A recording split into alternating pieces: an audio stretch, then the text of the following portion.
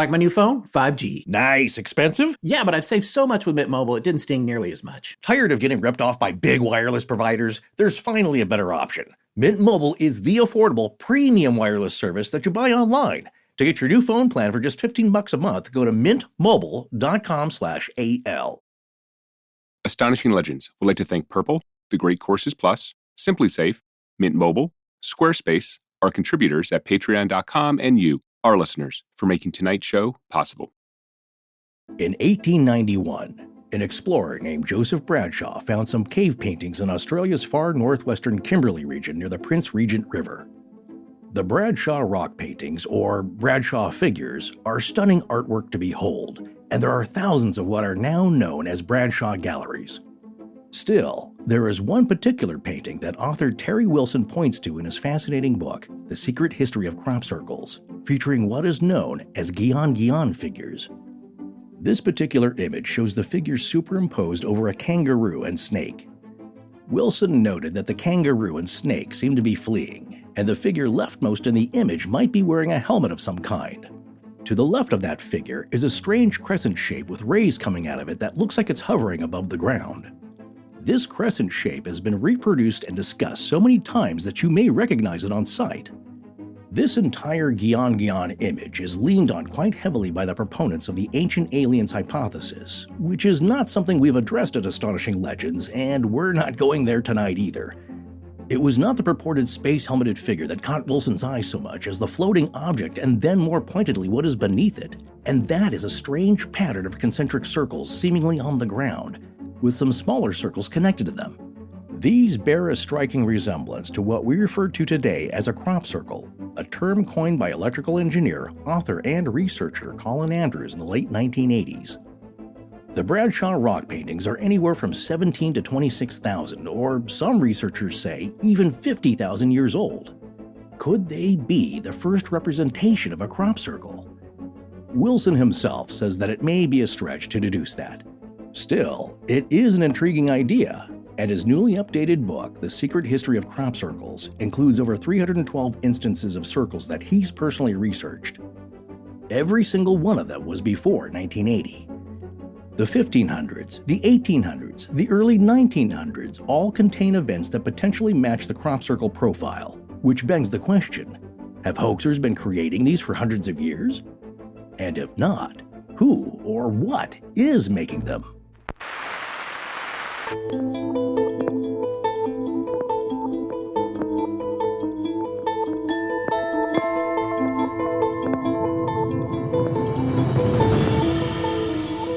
Welcome back to Astonishing Legends. I'm Scott Philbrook, and this is Forrest Burgess. I was not aware at the time that I walked into that field. Within hours, I was to become one of only 3 people in the world researching these phenomena. Colin Andrews, from his book, Crop Circles, Signs of Contact. Join us tonight for part 1 of our 2-part series on crop circles.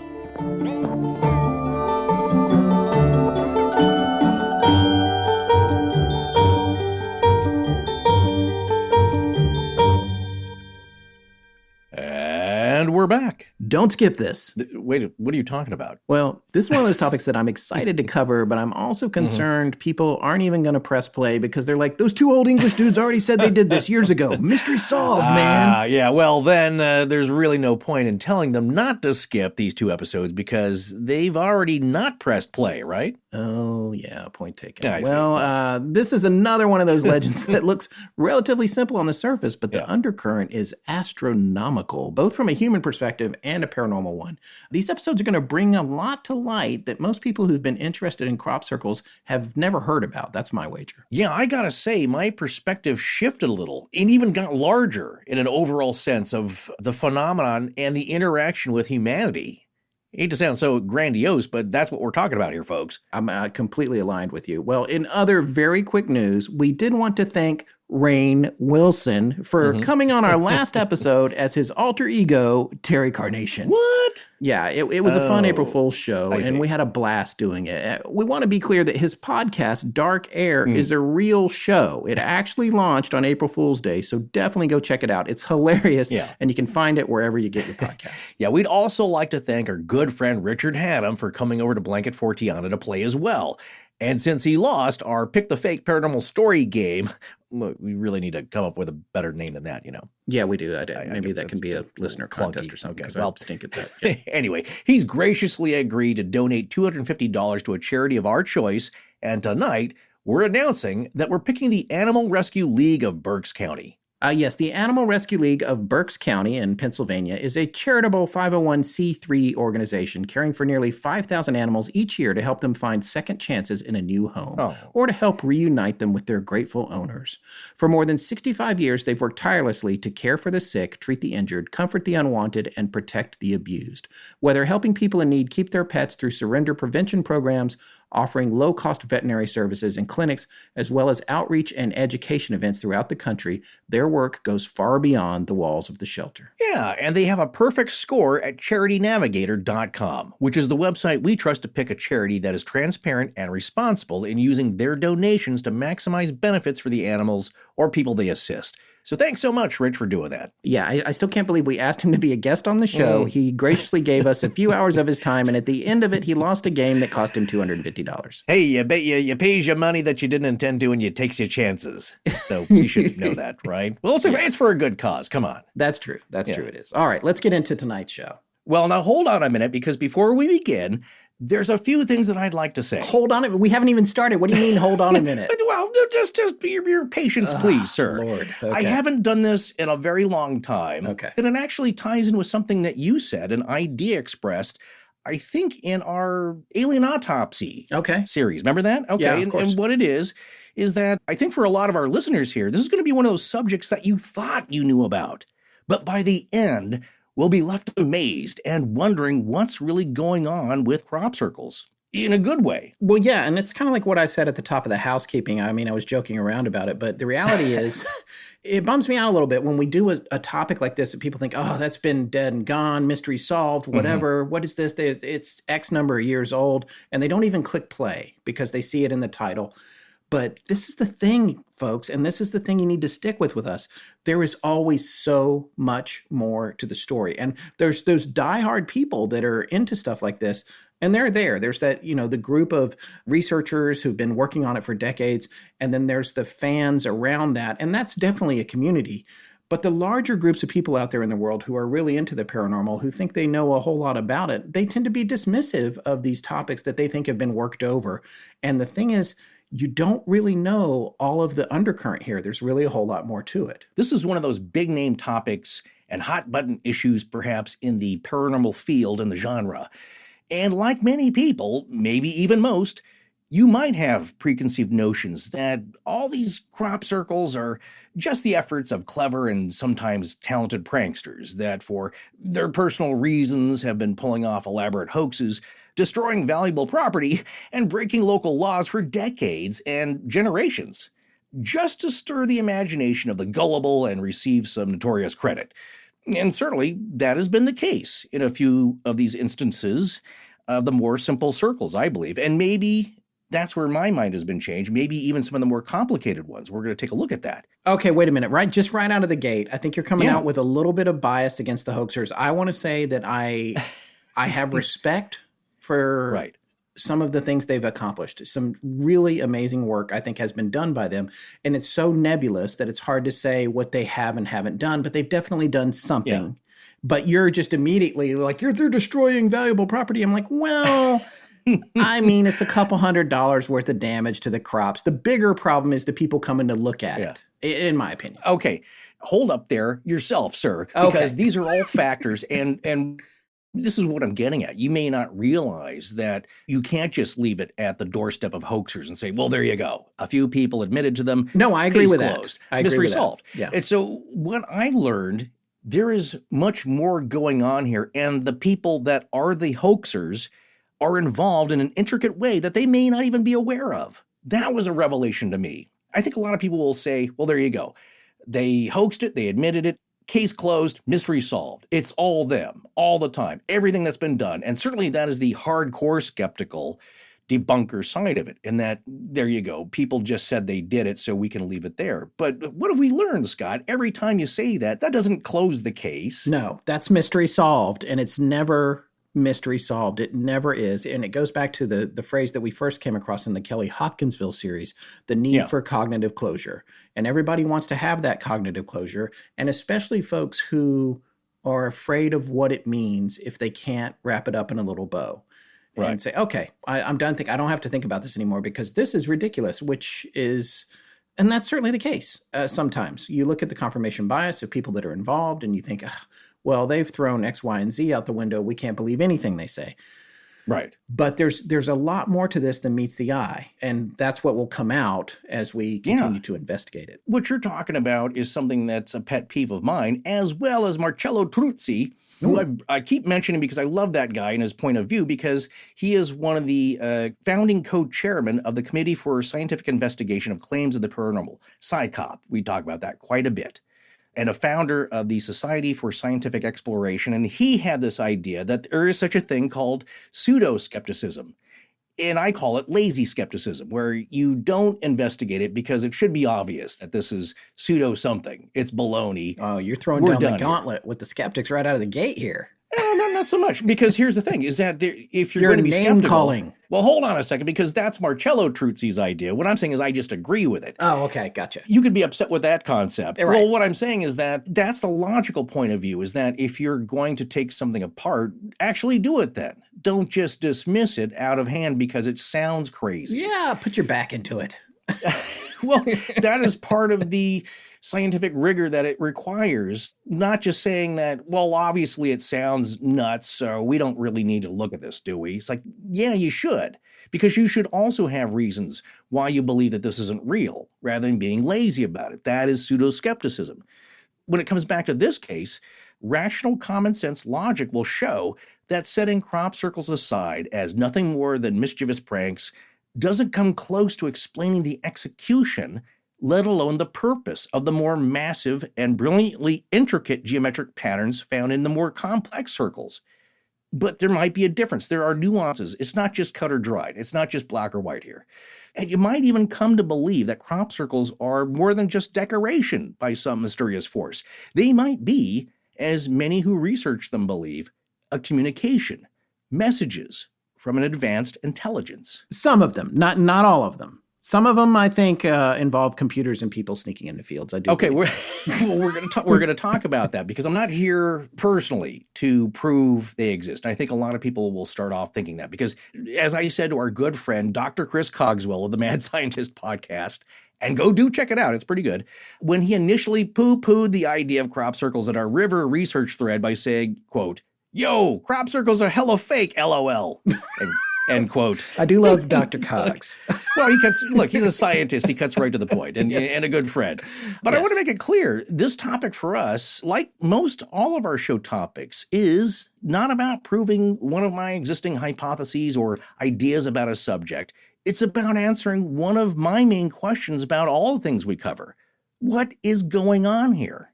That's what I want to know. Is this real or fake? And either way, what's it all about? Who or what is making these works of art? Because in either case, they're works of art. What's the meaning behind it, if any? And I'm not going to tell you I think these designs are made by aliens or an interdimensional intelligence, because at this point, I don't know.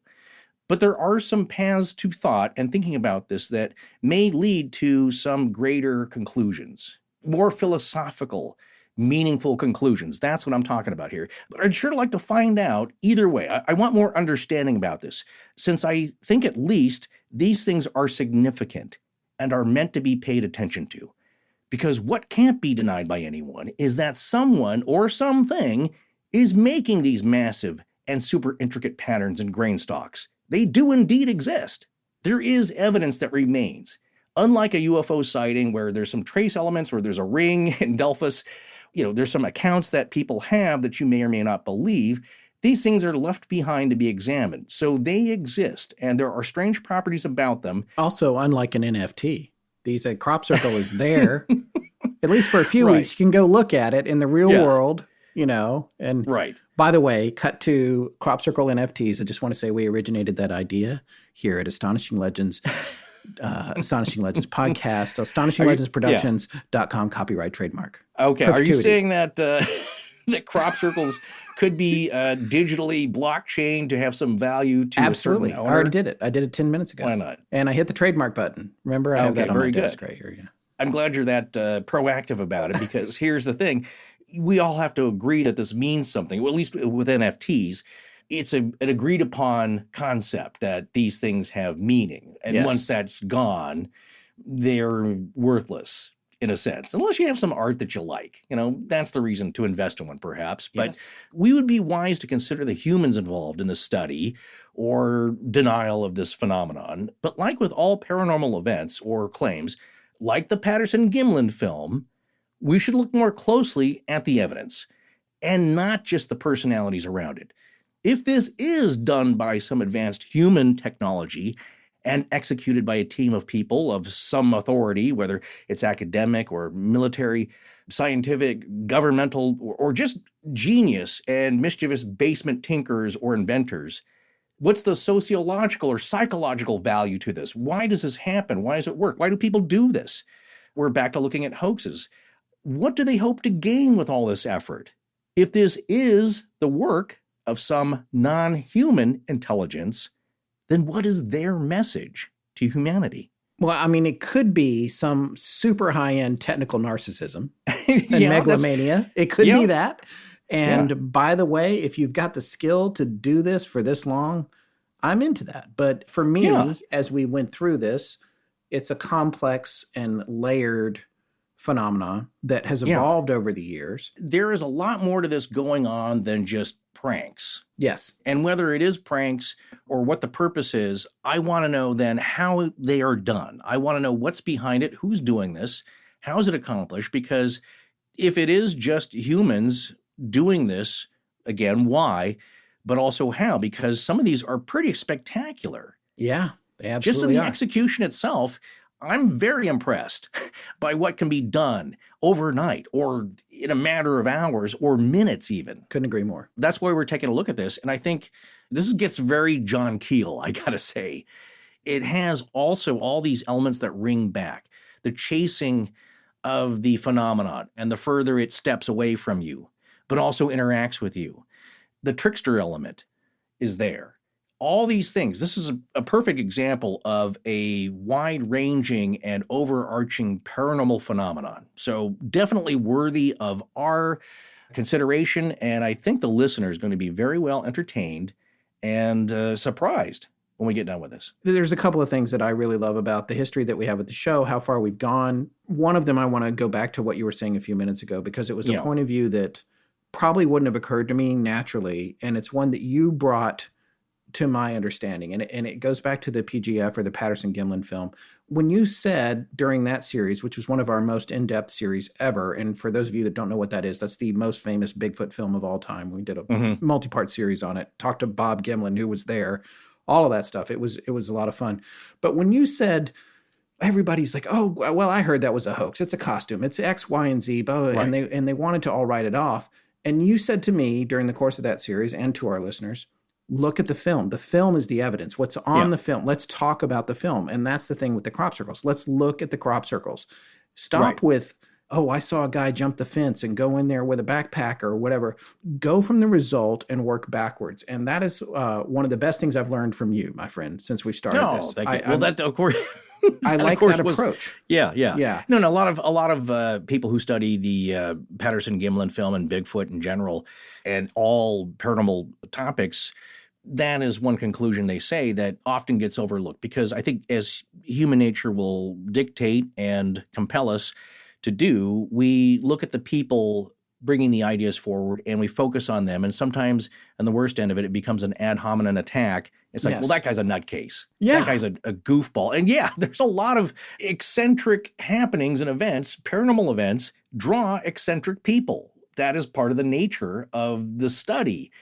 And a lot of people who don't consider themselves eccentric or straight arrows, narrow path persons, and not to say that they're narrow-minded, it's just that they don't bother with this kind of stuff. They don't look into it. So there are a lot of authoritative people who won't bother to weigh in on this. Or if they do, it's very casually dismissed. And that's fine. That's their choice. But you're going to get some colorful people, let's say, involved in this. It goes back to, like you said, looking at the evidence. It's like that, and I can't remember now. God, I wish Rob Christopherson was here right now, or Ryan Sprague or somebody, but like, it's like that UFO photo where the guy took the pictures black and white. I don't even know. It's from the 50s or the 40s or whatever. Later turned out to be like a light fixture with some bulbs in it or something. Or there's another one where they threw it up in the air and took a picture of it. And it's like, but you know how you figured that out? You analyzed the photo, and then you found things that look like the photo. And we even talked a little bit about that with the Kira object and the ashtray that turned up. So it's like there's a lot of ways to look at all this stuff. But the thing to do, and the thing that I like about your approach here, is like, let's start with the result and work backwards from this. And then I think that makes a lot of sense. Well, again, you go back to the Patterson-Gimlin film. Nobody ever said that film itself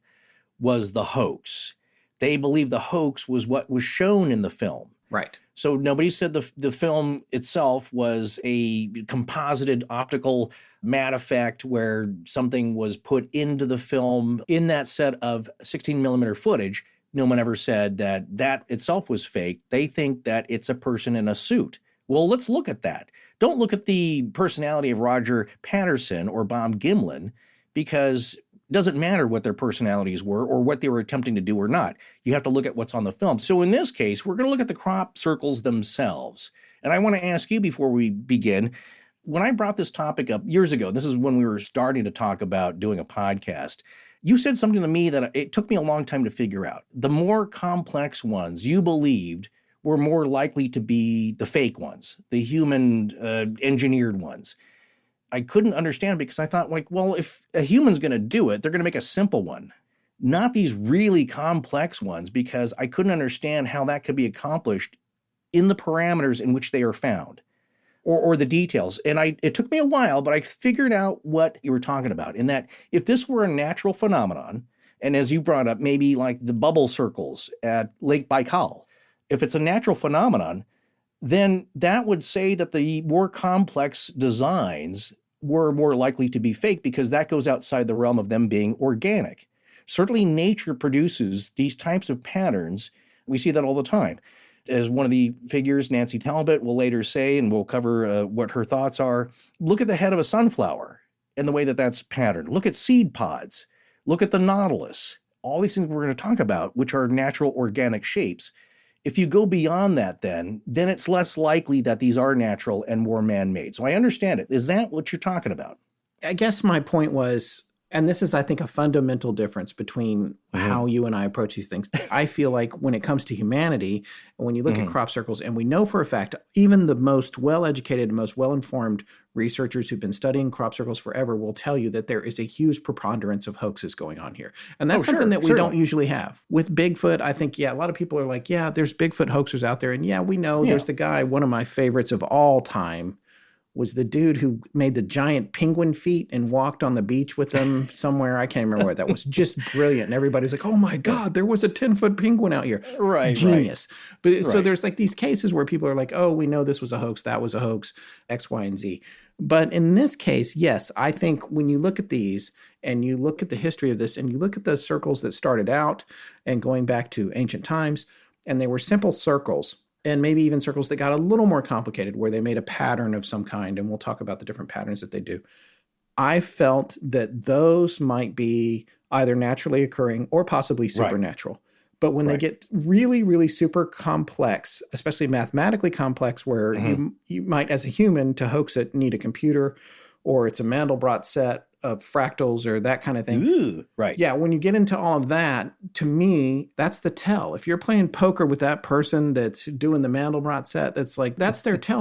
It's like, well, look what I made over here. That's the vanity of humanity right there, to me. Oh, nice. We got to put that on a shirt. Yeah, I don't know where that came from. It just but that is what I'm thinking. It's the vanity of humanity. Here's, look at this one. It's shaped like a portrait and it has binary code in it. It's like, okay, I am way more impressed with this circle in the middle of nowhere that there's no tracks to and from, that showed up in the middle of the night. And not only that, it's really highly possible that no one's ever going to see it or notice it except the farmer, who probably won't tell anybody about it. Right. That, to me, that's the real crop circle. The real crop circle is not something that has ASCII code in it, which was developed on Earth. That's not what it is. So that's just... Okay, well, you're going to force my hand talking about poker here, but all of these elements that we find with crop circles can be achieved by humans, I believe. Yeah. Because there's nothing in here that blows our mind. There's no levitating stalks of crops. Yeah, that would be amazing. If you went in there, it was like a looper situation and things are floating up in the air. And yeah, that would be amazing. Yeah. However, there are weird, let's say, side effects or phenomena that go with some of these genuine crop circles. And there are ways to determine a genuine and a fake one. So what I will say, this is all a complicated or a larger equation and a sliding scale perhaps. And like a chemical equation, you want to balance each side because that's when things work. So that's what you aim to find some balance in the equation. And so when you add something to one side of the equation, it affects the other side.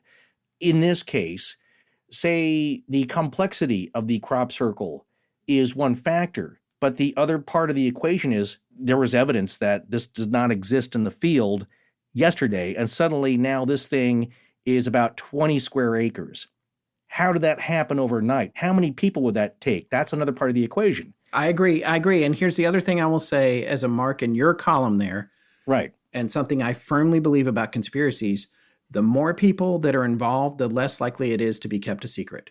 And when that's always the case. Yeah. So the bigger the circle is, regardless of the complexity of it, which again, like I said, when it's like, oh, I think a computer got involved, we had to do math and lay things out, that feels very human to me. But on the other hand, if you're talking about 100 people going out trying to do something in 2 hours in the dark and not leave any tracks, and it's geometrically perfect, and also keep it a secret for decades, I don't believe in that either. That's the part of the equation that we have to examine, and something we should all keep in mind as we go through this episode. There are factors that you have to accept as part of this equation for this thing to make logical sense. Yeah. It's like the equation force equals mass times acceleration. How can it be that a piece of straw can get stuck into a tree or a fence post during a tornado? Well, a piece of straw is light and it's fragile. It's easily breakable, but with enough force, as you find during a tornado, which is acceleration, it can get stuck into a tree. By the way, personally seen this. I have personally seen straw embedded in a telephone pole after a hurricane at the beach in North Carolina. That side of the equation, the acceleration part of the equation, is way up because of the tornado. That's why this tiny piece of mass can do an amazing thing. Yes. Which you cannot do. You cannot push it into the tree yourself. Right. And actually, I've heard of martial artists being able to take a paper straw and stick it into a potato. Yeah. That's a feat. Well, and there's sleight of hand guys can do amazing things with playing cards, too. Yeah, that's right. Ricky Jay could fling a playing card across the stage and get it to stick into a open watermelon. Hey, how was the beach last week, man? Almost everything about that trip was awesome. Almost? Yeah, we rented a small beach house at a quiet little beach here in North Carolina. I've been going to since I was a kid, and it was great to take my son down there and start a new tradition. Yeah, but... Well, you know how rental houses are, especially at the beach, and this one had a mattress in the master bedroom that felt like a 30-year-old trampoline behind an abandoned house. It was horrifically uncomfortable. Oh, that does suck, man. Yeah, you got that right. We were majorly missing our purple mattress that we have here at home. Nothing will remind you faster of how great a purple mattress is than a night or two on anything else. Purple is comfort reinvented. It's not memory foam. It uses what they call the grid, a stretchy gel material that's amazingly supportive for your back and legs while cushioning your shoulders, neck, and hips. Well, I don't know how mine does it. It's just fantastic. Purple doesn't trap air either. Air actually circulates and flows through it, so you never overheat. That was another uncomfortable issue about that mattress at the beach rental. And my wife and I also love our purple pillows. We actually take those with us when we travel, and my son brings his in the car for any road trip that's going to be more than an hour. It is the epitome of comfort. Purple really is comfort for an uncomfortable world. Right now, you'll get 10% off any order of $200 or more. Go to purple.com/AL10 and use promo code AL10. That's purple.com/AL10. Promo code AL10 for 10% off any order of $200 or more. Purple.com/AL10. Promo code AL10. Terms apply. Hi, this is Sheila. Still in shock over Australian Hot Pockets. Back to astonishing legends.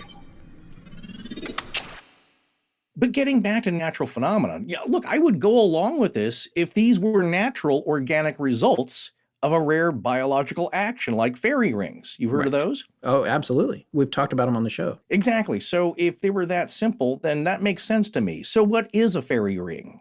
Well, a fairy ring, and this is from Wikipedia, it's also known as a fairy circle or elf ring or pixie ring.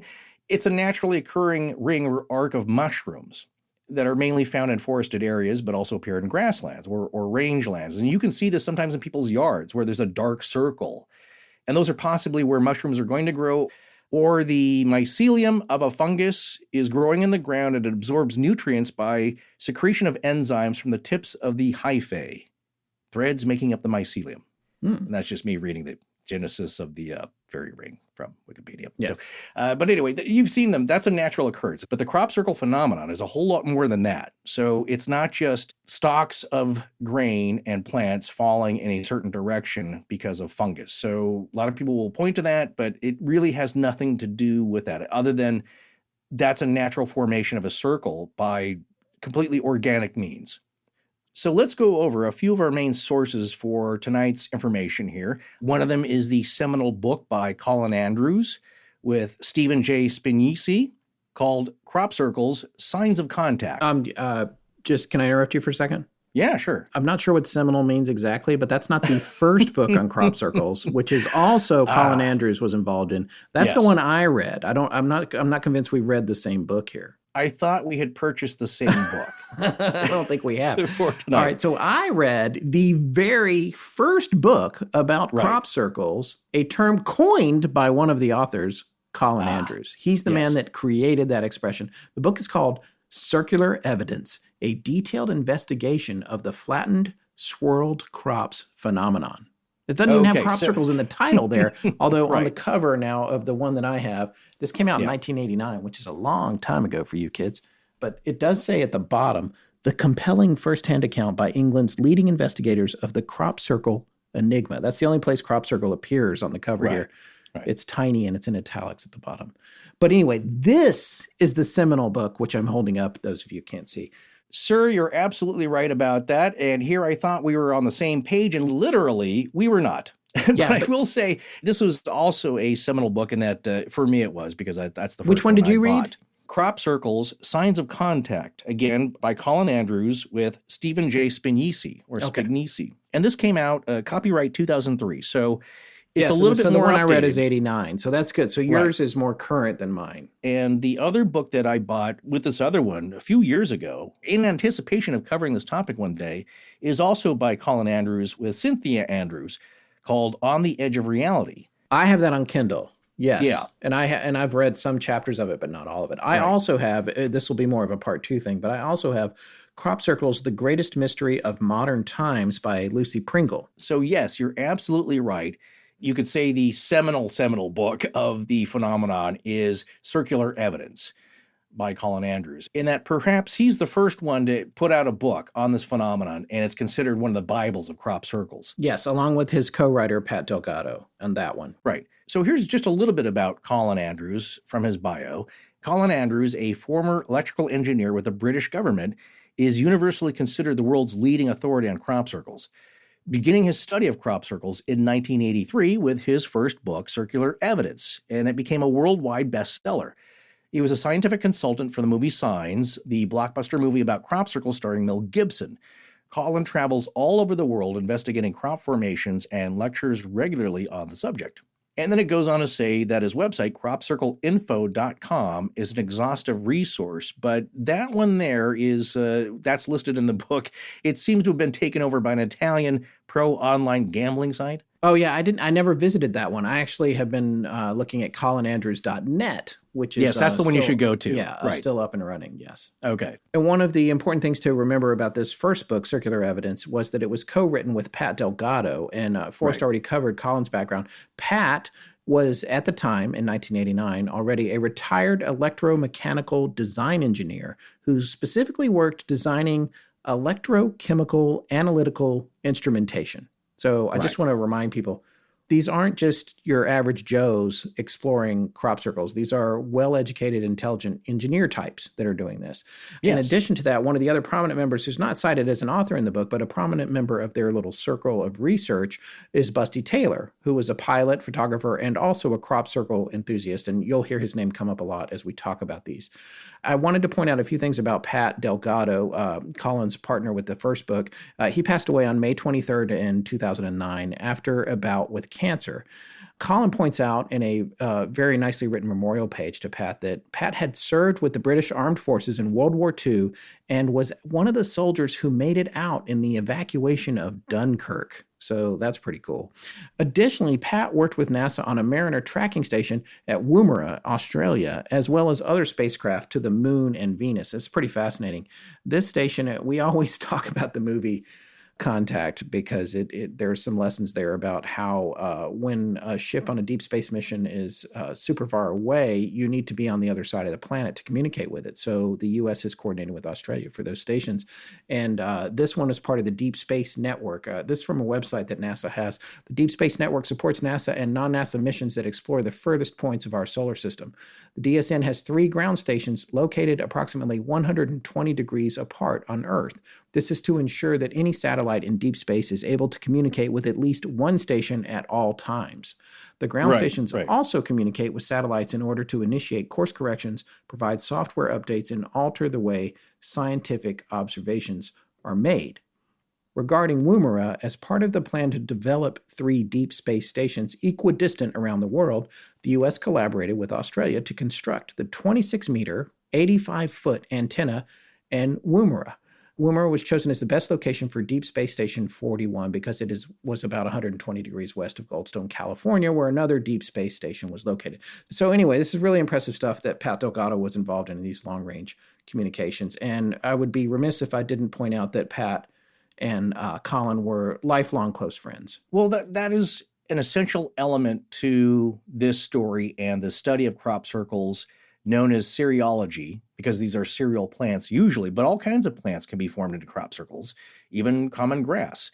So the short story of how Colin Andrews joins forces with these other scientists is that in July of 1983, while he is an electrical engineer for the British government, locally and regionally, he's traveling between offices near Winchester and Hampshire, and he looks over in a field that has a natural dip in it, which you could call it a natural amphitheater. And he saw 5 circles forming across in a farmer's field, and this captured his imagination. Not only just with excitement about what is this, but he said it was palpable physically. Like he felt a strange feeling that he's felt later on when investigating crop circles that you don't feel in the fake ones. There's something drawing him to a lifelong research project and finding out what this was. And when he starts asking different farmers about what's going on here, people say, well, there's other people asking. One of them is Pat Delgado, which you just mentioned. And another person that comes to investigate is Dr. Terence Meaden. And according to the book, as far as 2003, he was and still is the head of the Tornado and Storm Research Organization in Great Britain. So at first, they thought perhaps this is some strange fluke of weather combined with natural elements, although very rare, that maybe like ball lightning, something's going on here that is causing this phenomenon. So that is why Dr. Meaden is studying this. And they all basically join forces, eventually meet Busty Taylor, who is also a driving instructor and light aircraft pilot that lived in Colin's hometown. So these people all came together, and it turned into an evolution of researching strange phenomena. Yes, and Dr. Meaden is also, according to his Wikipedia page, he is an author who writes on archaeoastronomy, mostly focusing on the megalithic sites of Avebury, Stonehenge, and the Drumbig Stone Circle in Cork, Ireland. He is a retired physicist with doctoral degrees in physics from the University of Oxford and a master's degree in applied landscape archaeology, also from Oxford. These folks are the right people to be looking at this. As Colin Andrews would say over the course of his books and writing, is that this is a calling. Something drew him. It's just that chance looking over into the field and pulling over to the side of the road and walking out there. The things that he could see and noticed, which also added to the mystery, was that this was pristine and that there were no footprints leading to it. It was fresh and it was recent. and the stalks were bent over with swirly stalks laid down in a pattern. So this wasn't just a bunch of tramping around that he could see, that there was organization to it, and it was graceful. And what he noticed was in the center of the circle, there were small nodules of dried soil, still dried and not crumbled. That's another thing. When you're making these circles, you can be tramping around. And under his foot, the soil is crumbled and it powders.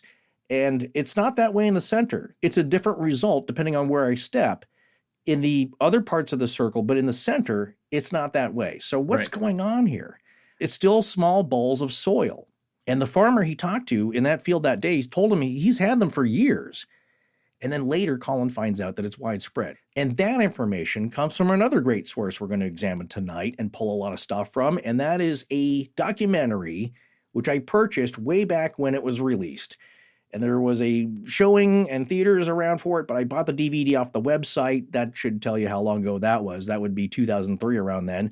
And it's called Crop Circles, Quest for Truth from 2002, I think is when it was released. Directed by Academy Award-nominated documentary filmmaker William Gazecki. And it also features an interview with Colin Andrews. So he's throughout here and all the big players in the research field as well. Colin is everywhere if you're looking at crop circles. And he's a controversial figure in the crop circle research community because of his beliefs, and this is something that we've learned, and anyone who's listened to us these last 5 or 6 years knows this. There are always competing ideas and hypotheses when it comes to mysteries this large, and people have very strong opinions about them, and they can't always seem to come together. But it's my opinion that Colin's assessment of things lines up. It makes sense to me. The thoughts that he has about why these are formed and why what are hoaxes and what aren't hoaxes. He seems to be very even-keeled about it and takes a very appropriate approach to the reality of them, not letting things get out of hand with the mystical side of it, which, it's easy to do. It's like, oh my gosh, all these things are happening. He believes in that part of it, but only when he sees the evidence of it. And he also will take a look at the reality of whether or not something is a hoax or how it's been created. I really like his approach to everything, and I like that he's an underlying anchor to the overall study of crop circles. Yeah, I also like his approach in it. It's even-keeled, it's rational, but also open-minded. He's considering all angles on this, and it's also evolved over the years. Yes, and you can see it in his books. Yeah, he's not shy about sharing that with everyone. And I will say, before I forget, his path with this study is a lot like other people who've launched into study of paranormal subjects, in that it changes your life, not always for the better. It's a little bit like Orfeo Angelucci, who became involved, you could say, with a paranormal UFO event, and that changed his life. And you have to weigh the consequences there, and that, are you willing to take the risks and suffer the detractors and the persecution that you're going to get because you believe that it is more important to let everyone know about this, no matter the consequences. And I think that's what's happened with Colin Andrews, and I admire him for that stance. It takes a lot of bravery to do that, and courage. Oh, and just quickly, for those of you who haven't been with us since the beginning, Orfeo Angelucci, that's from an episode, episode number 73, called Orfeo Angelucci's Secret of the Saucers. It came out June 9th of 2017. You'll see it still up in our back catalog wherever you find us. Right. So the journey is the same, and it falls into that pattern, which is another reason I think this is worthy of study. And it's remarkable. But here's another piece of info. I often confuse their names, but there is an author named Andrew Collins, not Colin Andrews, Andrew Collins, who's also received some controversial flack. And he wrote Göbekli Tepe, Genesis of the Gods, which is the book that we pulled a lot of our research for that topic. Yes, that's another multi-part series, episodes 108, 109, and 110, posted in late May of 2018. Ah, very good. Well, as we're about to dive deeper into the characteristics and aspects of what crop circles are, real and fake, and then the history of crop circles, because that one's going to change your mind as well, perhaps, about just how recent this is, let's discuss where the three main researchers got their start. And that, again, is that July afternoon in 1983, when Colin Andrews first sees his circle and then starts contacting and asking people, asking farmers, talking about it. And people say, hey, have you heard of this other guy, Pat Delgado? You should get in touch with him. And then that connects them with Dr. Terence Meaden, who, as I said before, was the head of the Tornado and Storm Research Organization in Great Britain. And, of course, Pat Delgado was working at NASA and tracking the Mariner project. So these are guys with bona fides, you could say, in studying this phenomenon. An electrical engineer, a person very familiar with storm weather, because that's one of the early ideas, is that it was just a weird weather anomaly. And maybe that's what's causing the circles. And it wasn't just these three guys, okay?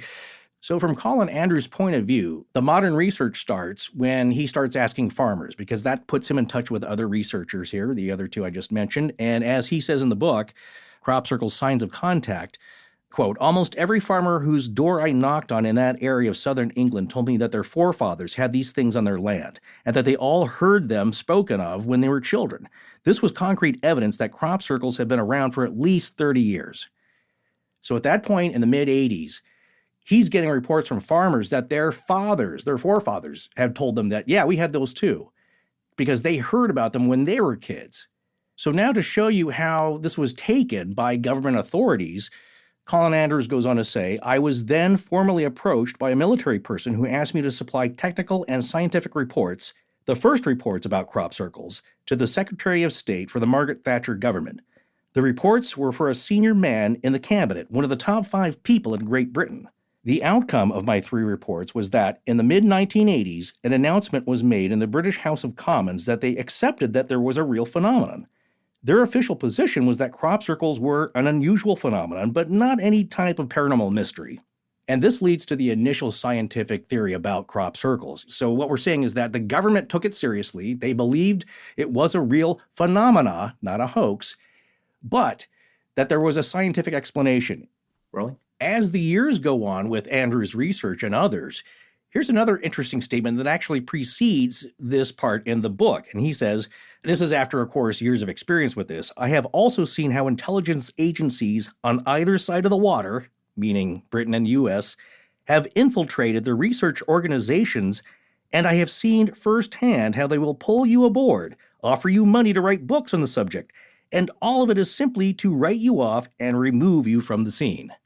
That's interesting. Yeah. That's what he's claiming, is that, why would they care? Yeah. Well, it's a lot like the UFO claims of government agencies, AFOC, the Air Force Office of Special Investigations, all these other 3-letter agencies. Why are they dabbling in this? Why would they care to make this guy look foolish and offer him money? But circling back, at first, they thought it was a real phenomenon, the British government, but they didn't think it was paranormal. The initial scientific idea, as Andrews states, was, quote, a common theory was that they were being caused by a new kind of whirlwind, a new meteorological phenomena, one commonly referred to now as a plasma vortex, a rotating field of electrified air which during the night would account for the golden balls of light people claim to have seen above the fields in which crop circles appear. So, okay, that makes sense, right? I mean, it's possible. To me, like if I was told that by a government meteorologist, I would tend to believe that. Well, how does that happen? So he says, I spoke to many of the leading meteorologists with whom we were working in Europe, and most of them found it hard to imagine that that kind of phenomena could cause even a single crop circle because of the well-defined cutoff edges and the lack of damage in crop circles. There was no evidence that that kind of plasma vortex could cause an effect of that kind. And he goes on to say, remember that Pat and I and our colleagues were all investigating crop circles before hoaxing became a part of the scene. Right. That's also what he's claiming, is that their investigation, and Colin Andrews was all over the British media and television. You know, I'm sure they were playing the X-Files theme. Yeah. It was all over the place in the news and documentaries. And once word got out, that's when he says the hoax craze started. Yeah, and his book became a bestseller. Right. An international bestseller. But that was also a dilemma for him, because they knew if they started speaking about this, that's going to let out the hoaxers. And from my perspective now, a lot of the hoaxers are just as interesting as the people that fully believe and believe nothing else, that these are genuine, let's say, extra-worldly communications. So it's an interesting phenomena and group of people that are interested in this and connected. That essentially Pat and Colin predicted would happen, and it did. Because he said also that they saw the people problems rise up along with the evolution of the phenomena. We've covered a lot of unusual things over the years, and we've talked a lot about the possibility of hoaxes. And this is one of those circumstances that there's not a lot of the other legends that we've gone over present the opportunity for this kind of regular hoaxing, aside from possibly Bigfoot. But there's a lot of, Right. a lot of effort has to go into that as well. If you're going to do a hoaxy Bigfoot situation, you've got to put a lot of work into it. And it's not confined to one geographical area. Not that crop circles are either, but everyone really focuses on Southern England when it comes to this. So it's interesting, the sociological components of this particular legend and whether or not they were real or hoaxed from the get-go, which as we get into the history, you'll probably change your mind about that, no matter which side of the fence you're on.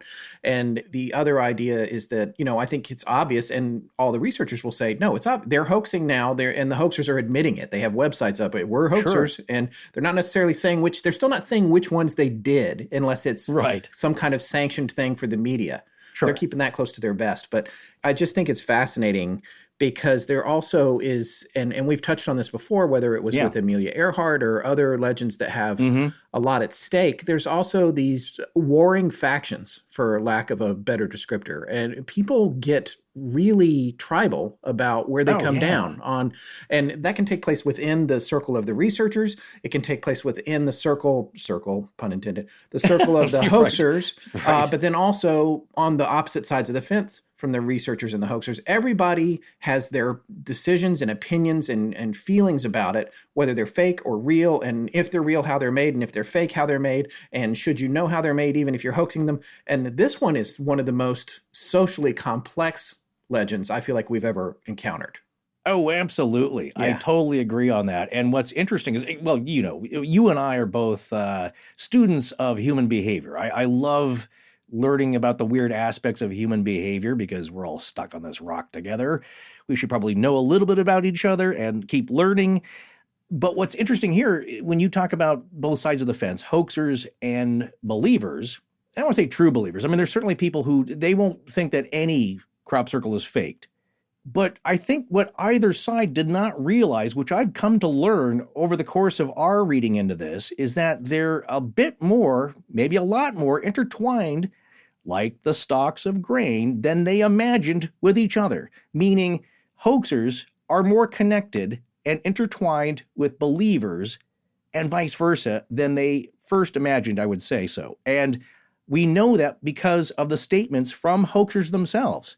Yeah. I can't wait to cover that because that's fascinating. These are people who are claiming like, yeah, we did it, but maybe I was compelled to. Yeah, it gets getting a little bit to that analogy that I know I've brought up on the show before with Cincinnati Microwave, the company that makes both radar guns and radar detectors. And they just keep making each one better and better and better. The bullets and the Band-Aids. Yeah, exactly. The bullets and the Band-Aids. Right. So there's an idea that possibly something like that's going on here, except that instead of Cincinnati Microwave, it's some sort of omniscient force that's overseeing things. And in a way, both the researchers and the hoaxers are pawns in some game that is is so big you can't even recognize you're on the playing board. The bigger picture is that they were meant to work together. They were meant to be brought together to work together because that may be the bigger message. Well, not jumping ahead here, but that may be the bigger message of all of this. And it's funny you say microwave because microwaves are possibly a thought of how these crop formations are patterned, let's say. Yes. Before we get into the definitions of what makes up a real and a fake crop circle by most accounts, there is a feeling that goes with it. And this also ties into what you just said. Perhaps this larger force, at its very physical and real and palpable sense, as a person walking into what has been considered a real and genuine crop circle, there is a feeling that people get, that a lot of people have claimed. And then that's just the base of it. And then a lot of weird stuff has happened to them, as people have claimed. Yeah. And it's not just the believers. The hoaxers have said there's a weird feeling about it. Not as much, of course. They're going to be more tempered with their exclamations of high strangeness. But I wanted to read this description from Colin Andrews about how he felt, about how he feels about the feeling of walking into a genuine crop circle that he does not get when it's hoax. And this is before you approach it. And look, all the listeners we have that have graciously emailed us and told us their stories about something strange happening in a supernatural or paranormal way, and you feel it before it happens. It's a little bit like that. But this also goes into the description of what they are. So I thought this would be a good way to lead into that section here of the definitions and descriptions. So as Colin says, I have long referred to my crop circle research as a quest. The genesis of this feeling was the very moment back in 1983 when I saw the first set of 5 circles forming a traditional Celtic cross in a field. I have often said that it felt like a switch was thrown in my stomach. There was an overwhelming emotional and spiritual effect on me, but there was also a palpable physical effect as well. This was quite special and a feeling I have experienced many times throughout my decades of research. I was quite conscious of a sense of mystery, of awe, of something beyond our mortal ken.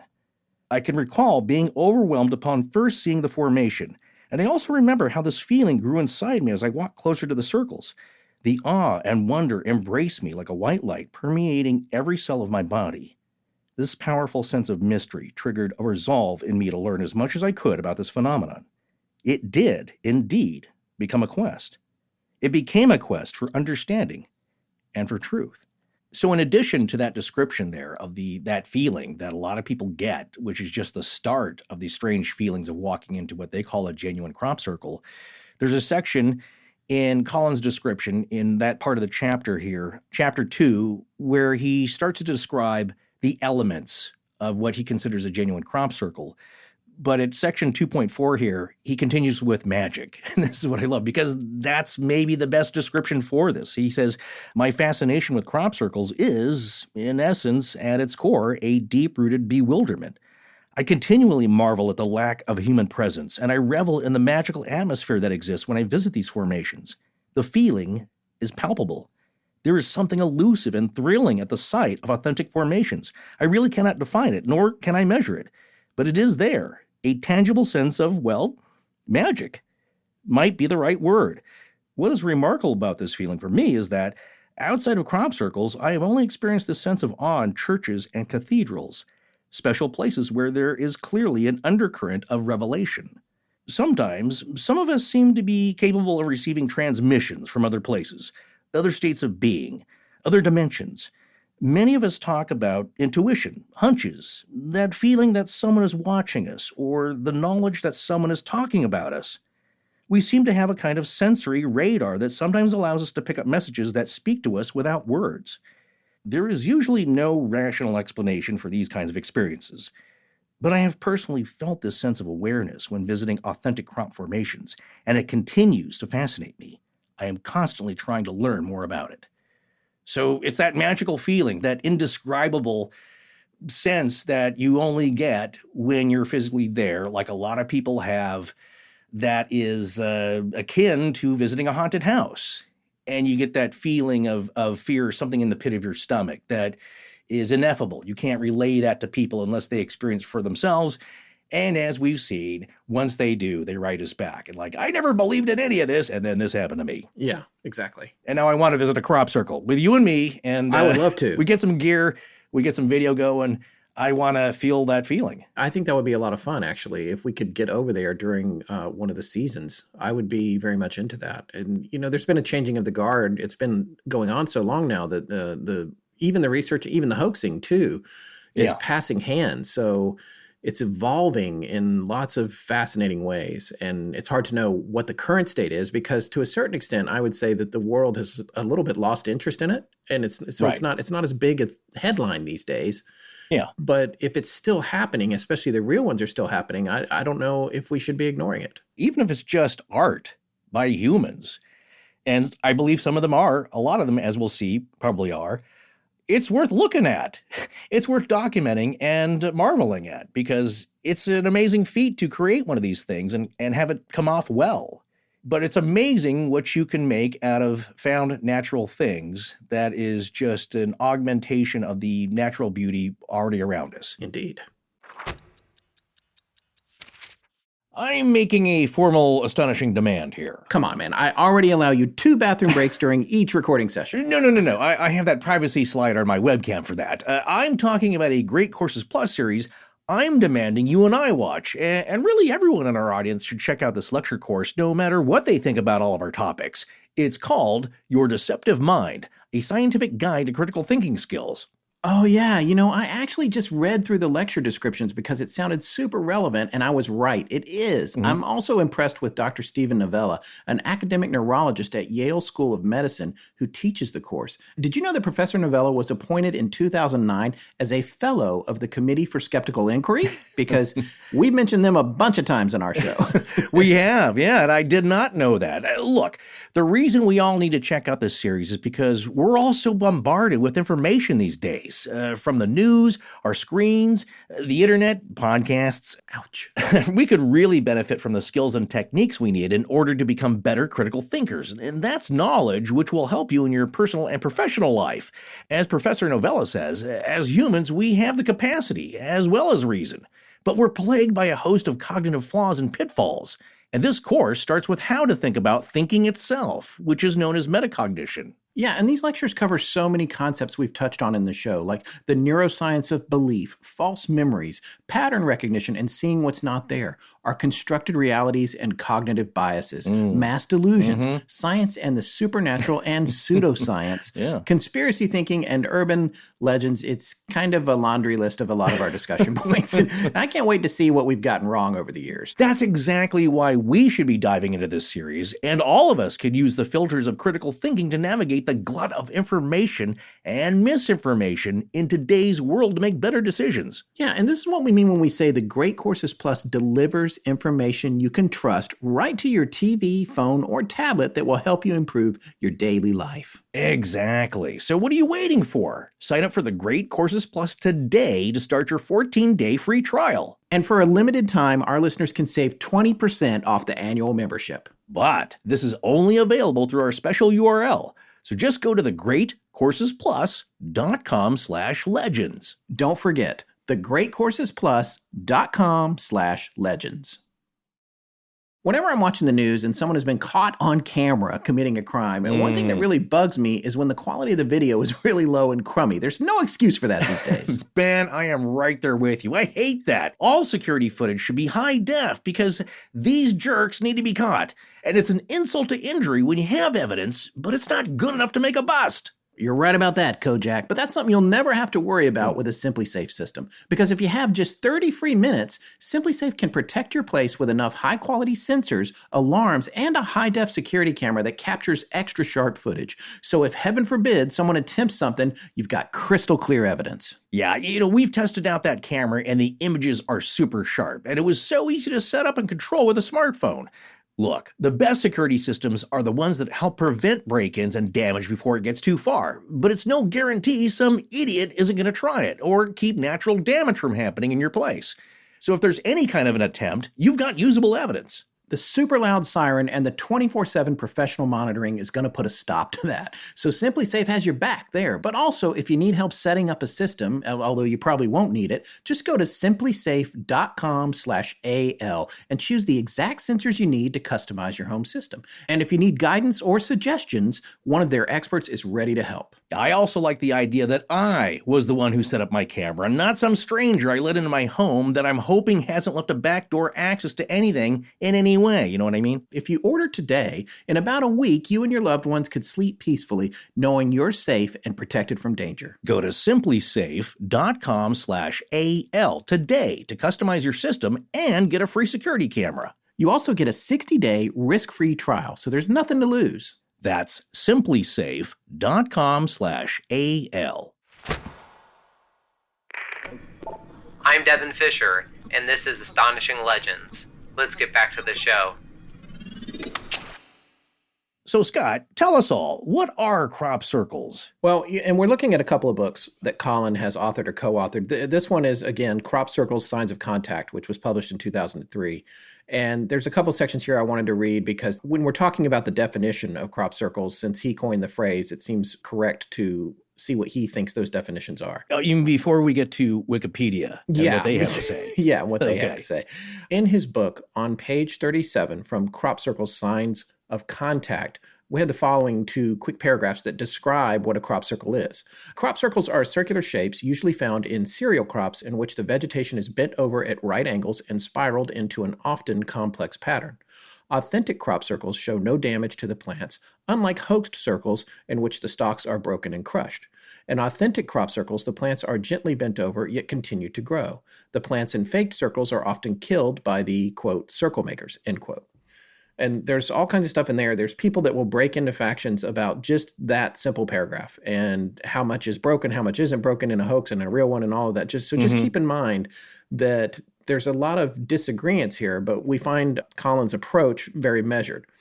Initially, in the early years of the 20th century manifestations of this phenomenon, the shapes were nothing more than simple circles. In later years, the patterns actually became much more complex and have consisted of combinations of complex geometric designs, including straight lines, spirals, angles, and other clearly discernible and recognizable patterns. So that's his definition of a crop circle, and explains what they are, which a lot of people already know. This is like a high publicity trial. I don't know how you would find a jury that doesn't know what a crop circle is. Well, no, I will clarify that, Your Honor. People will have an idea of one type or just think it's just a circle and not know that there are very complex mathematical designs being employed. Yes. Fractals, sacred geometry. It gets very complex. And so when people say that, it's like, well, yeah, it's just circles, right? No. That was my Neil deGrasse Tyson in the masterclass. No. Well, and that's the interesting thing is that in the early days, they were just circles. So then there's the whole thing about the evolution of complexity. Is that relating to hoaxes, or is that relating to us being ready for a more complex message? Right. We start off all with baby steps. That's right. And 2 + 2 = 4. Well, in 1991, according to that same book, there were over 700 circles, and keeping in mind it was published in 2003, but Colin says the average per year is around 200. And again, that's as of when that book was published. I'm not sure if those averages have gone up. But the other thing that he talks about is that it's a sign of obvious intelligence. And again, here's a section that I think is interesting. It's clear to me that the evidence is growing exponentially that whatever or whomever is involved in the creation of the genuine crop circles around the world has a collective mind.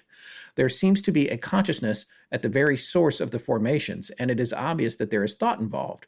Where or what that source is at this moment in our history and in the history of the phenomenon is very difficult to ascertain. However, I believe that we are all involved in a process, the final goal of which is a complete understanding of precisely what is going on. So that's his point of view there, right. And which I think is pretty interesting. What's also great in this book is there's a Q&A at the back of it and for frequently asked questions or the fact. Under number 2, aren't all crop circles man-made? He reiterates that point in that he believes before his book came out and they started the research in 1989 with the publication of Circular Evidence, that there were very few crop circles being made by people. As the subject grew in popularity and crop circles received more and more publicity over the years, they believe the counterfeits really skyrocketed. But as you said here, he says, I believe very strongly, however, that the man-made factor is important and must not be ignored or cavalierly dismissed. All activity in the fields, regardless of its source, should be fully researched. That being said, I again state with certainty that the truth would be revealed much sooner if hoaxing ceased immediately. So it doesn't help, but it's also part of the aspect that he's accepted. That's part of this human experience that we're going through. Yeah, and like something we said before, and he's alluded to, and we'll talk about in his latest book, The Edge of Reality, more in part 2, but there's an implication here that even the hoaxers don't understand the influences that they might be under when they make choices to actually create a circle. And I know that's far out, but stick with us on it. It is. I find myself going, this is crazy, but it's fascinating. So we're gonna cover it. That's what we do here. Yeah. So I think you were going to talk a little bit about the stalks and what happens in the actual crops as the authentic circles are made. Well, there's 2 things to look at here. Things that are above the ground that are obvious you can see with your eyes and examine when you're in the field standing in the crop circle, looking at it. And there's stuff below the ground, the soil composition, weird things that happen, genetic mutations, possibly with the grain itself and the seeds and the germination of the seeds that came from plants and stalks within the circle. But let's talk about the stalks themselves, because that is one of the main things that people differentiate between real and fake. Now, what I will say here, starting off, is that I do believe personally that all the characteristics that you see within a genuine crop circle that you can see could also possibly be done by human hands. For instance, one of the main things that they say in a genuine crop circle and the stalks of grain and plants that are found in it is that some of them will have a bend at 90 degrees. near where they meet the soil. And this is hard to determine because it gets so messy about what's authentic, what's not, what's been declared an original or organic, as opposed to a hoaxed crop circle, is that it's not all just 90-degree bends. There might be a bunch of them. There might be some of them within a real authentic circle. Some might be broken as well.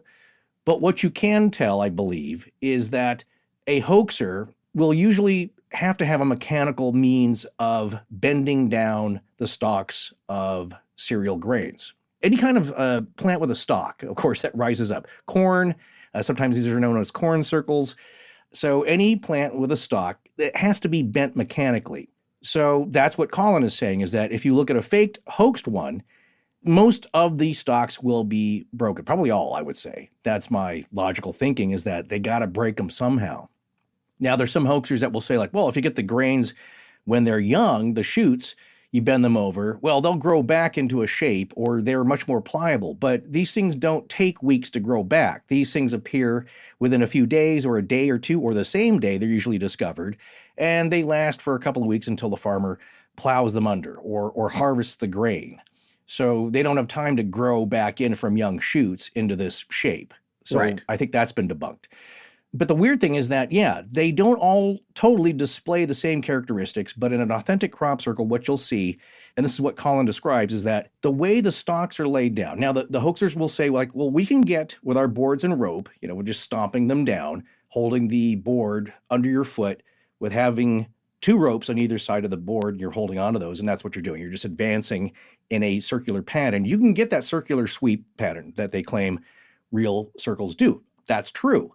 But in the authentic ones, what many researchers claim is that the stalks are often laid down in very complex braiding patterns, meaning they fall one after the other like they're woven in a basket.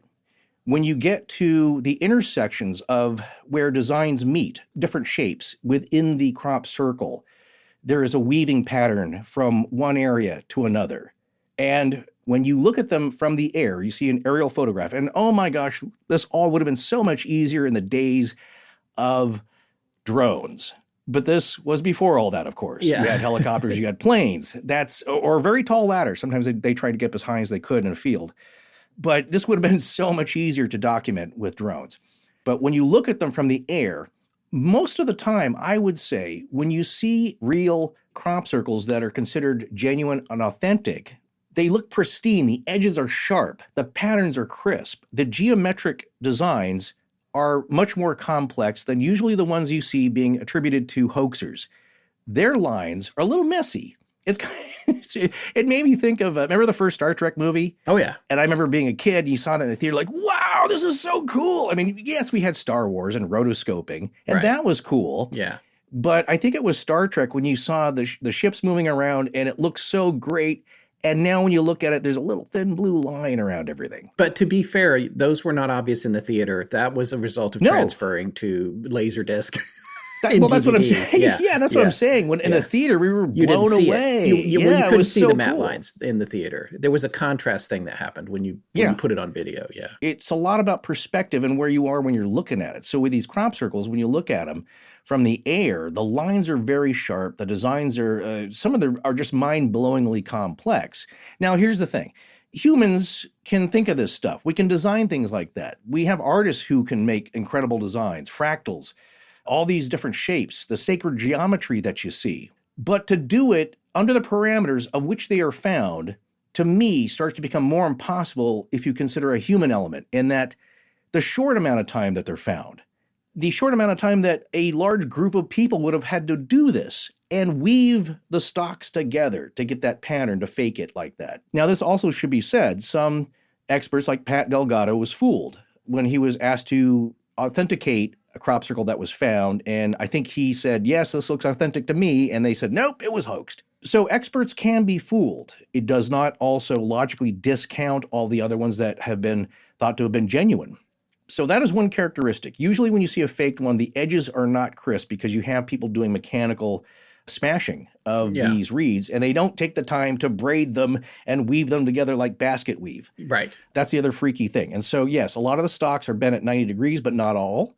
I think they will find broken ones in authentic quote unquote, crop circles, and also more broken ones, of course, or mostly all probably broken in the faked hoaxed circles. Yeah, and here's another thing that Colin talks about in some of the ones that they came across that were considered authentic. There seems to be a varying degree of force that's applied in the creation of the authentic circles. Right. And that sometimes it'll be so great that there will be individual stalks that are completely uprooted and are laying on top of the still standing crop next to the circle, with soil, like a little root and soil still on the root. Yeah, exactly. So the soil's another part of that, is that when you go to look at what's been faked, obviously people have to step on the ground. Now, they do use some ladders to get over some sections so they can show, or you get the impression that no one has trodden the ground, traipsed over it.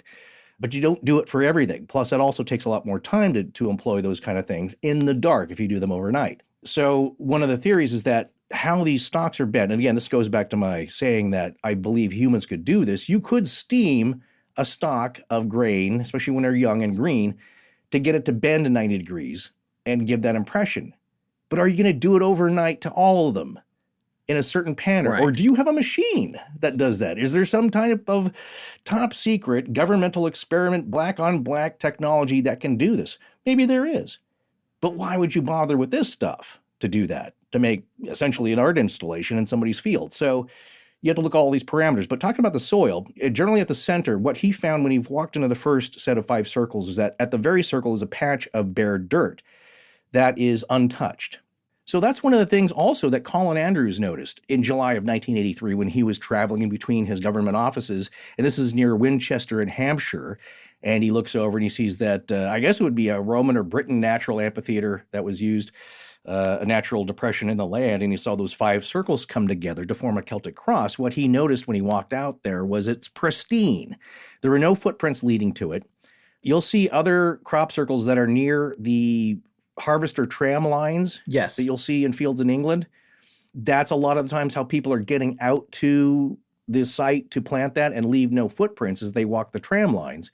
However, there's a lot of authentic considered crop circles that are not next to tram lines with no footprints leading in. Yes, and to be clear about this, I didn't really understand what a tram line was until we started looking into this, but essentially it's the tire track in the field that allows the harvesters, and they try to stay inside those to do the least amount of damage as they're doing work in the fields. And another thing that's very important to note is that in the 70s, when the circles first started appearing, there was a lot less spraying and driving through the fields going on. So the tram lines, a lot of times either weren't there at all, or they were non-existent or very, very thin. And it would be difficult to walk through them without disturbing them late at night, because in a lot of cases they didn't even have them because they weren't spraying crops back then. Right. So that's how people have to physically walk out there. Nobody's levitating to get out to the middle of a field. Right. Here's another aspect of it. People say, which points to a hoax, is that they're often near roads, so it's easier and shorter for people to walk out there, but not in every case. Doesn't explain everything. Also, if you're near the road, there's more likelihood of you being seen by people driving by. That's right. There are rural areas, but they're a lot more compact. There's people driving by on occasion. There's the farmer who patrols their fields and is actively tending to the fields every day. So that's usually the first people who notice it. And then they notify people like Colin to come out and investigate. When I was talking about the center of the circle, there are small nodules of dried soil. This is what he found in his first crop circle. This dried soil was still pristine, dried, not crumbled. Under his foot, the soil is crumbled and it crumbles to powder, but in the center, it's not. There are these still small balls of soil that are untouched. So that's another significant thing, that if you were to fake a crop circle, you have to start in the center, work your way out. Now, you could probably step around that or fake that somehow. So again, it gets to the point where I think a lot of this could be faked. Yes, you could possibly bend the stalks somehow using steam or some device and get it to do that. But can you do that overnight with maybe a team of even 15 or 20 people? You also have to haul all the gear out there and back and work in the dark, down tram lines, generally. Yeah. Hoaxers will say, well, actually, when you're out in the dark and it's a moonlit night or there's enough light to see, your eyes adjust and you'll be able to do okay without using a bunch of flashlights. And also, when you're near people in the field, your vision, they can kind of disappear from sight in a way. And so it's possible that people driving on the road may not see you if you're only like maybe 30 yards in. All these things are possible. But again, that equation of what's more probable, what's more impossible when you have these appearing in a short period of time, also appearing in the daytime, in broad daylight, under people's noses in a way, and that they will pop up in an area where people had just inspected and have taken video of. They come back an hour later, end of the day, boom, there's one already gone up, and nobody saw anybody do it. So it doesn't explain everything. But anyway, that gets back to the stalks. That gets back to the way they're laid down, usually in a swirling pattern. The other thing I will say is what adds to the beauty, I think, of the aerial shots of the ones that are considered authentic is that there's a sheen to them that you don't often get with the fake ones. There's something about it when it's perfectly laid down in a swirling pattern and it flows and it's braided. They kind of have a sheen or a glow to them. Yeah, it's almost like a moire effect. Exactly. I didn't think of that. Yeah. Yeah, because of they're so perfectly parallel and they're reflecting the light in geometrically perfect ways. Exactly. So those are some of the principles and elements of the real versus the fake. Now, I found in the back of the book that you may not have found because we got mistakenly different books here, but he does have a few Q&As and he gives brief, concise answers. So I think I'll go over those because those are frequently asked questions put to him. And this is to Colin Andrews again. That is Crop Circle's Signs of Contact, also co-written by Stephen J. Spignesi. And he's got 15 questions here, but the first 6 or so really answer a lot of questions we would have in part 1 for a lot of listeners. So in addition to what you said earlier about just what are they, well, they're geometric designs, and it could be in cereal crops such as wheat, oats, oilseed rape, which is canola. Something that's interesting I saw in a doc by one of the farmers, like that would be a horrible crop to go traipsing out into. It stinks. You get yellow pollen, I think, all over yourself. It's sticky. It's just, it'd be horrible. But hoaxers claim that they've done some in oil rapeseed fields as well as authentic ones. So Colin Andrews goes on to say, in the past 13 years, more complex patterns have appeared, which include straight lines, appendages, and extensions in various shapes and repetitive geometric patterns.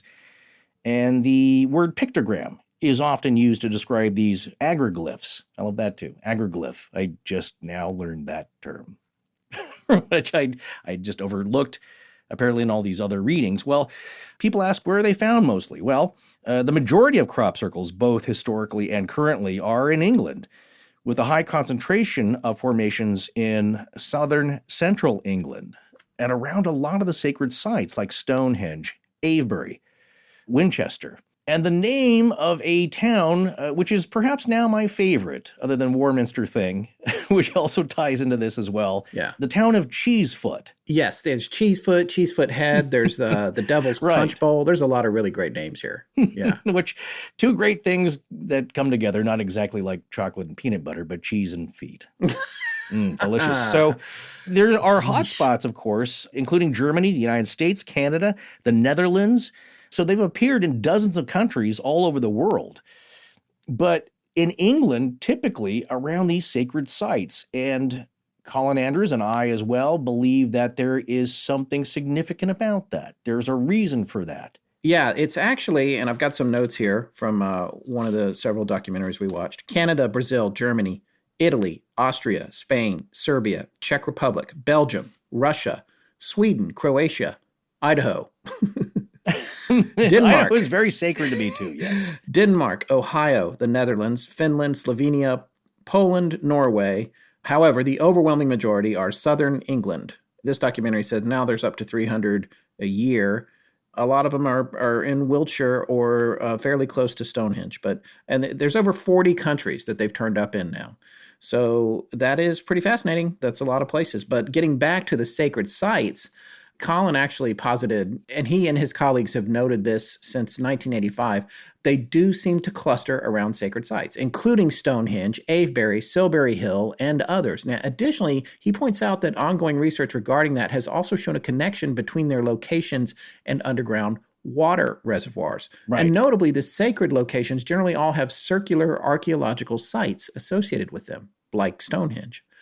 Right. And they noticed this too, that after Busty Taylor pointed it out, and Busty is the pilot that was part of their original research team and did a lot of flying and aerial photography for them, that dimensions from the earliest simple circles, before it was all big news and all over the world, those dimensions of those circles that were recorded by them matched the geometric relationship of the components of Stonehenge within centimeters in many cases. Okay. That is a representation of sacred geometry, which, we can really go more into in part 2, but yeah. That is one of the most fascinating things about this. Now, there are things called crop marks, not crop circles, crop marks, which is a phenomenon of archaeological remains under the ground of ancient peoples causing crop marks in fields in the shapes of circles and squares.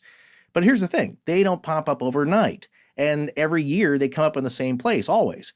And here's another factoid from the wiki entry. Nearly half of all crop circles found in the UK in 2003 were located within a 15-kilometer radius of the Avebury stone circles. Right. One of the things researcher Nancy Talbot points out is when you're talking about these clusters and looking at central southern England, they're thinking that most of these happen over a water table, an underground aquifer.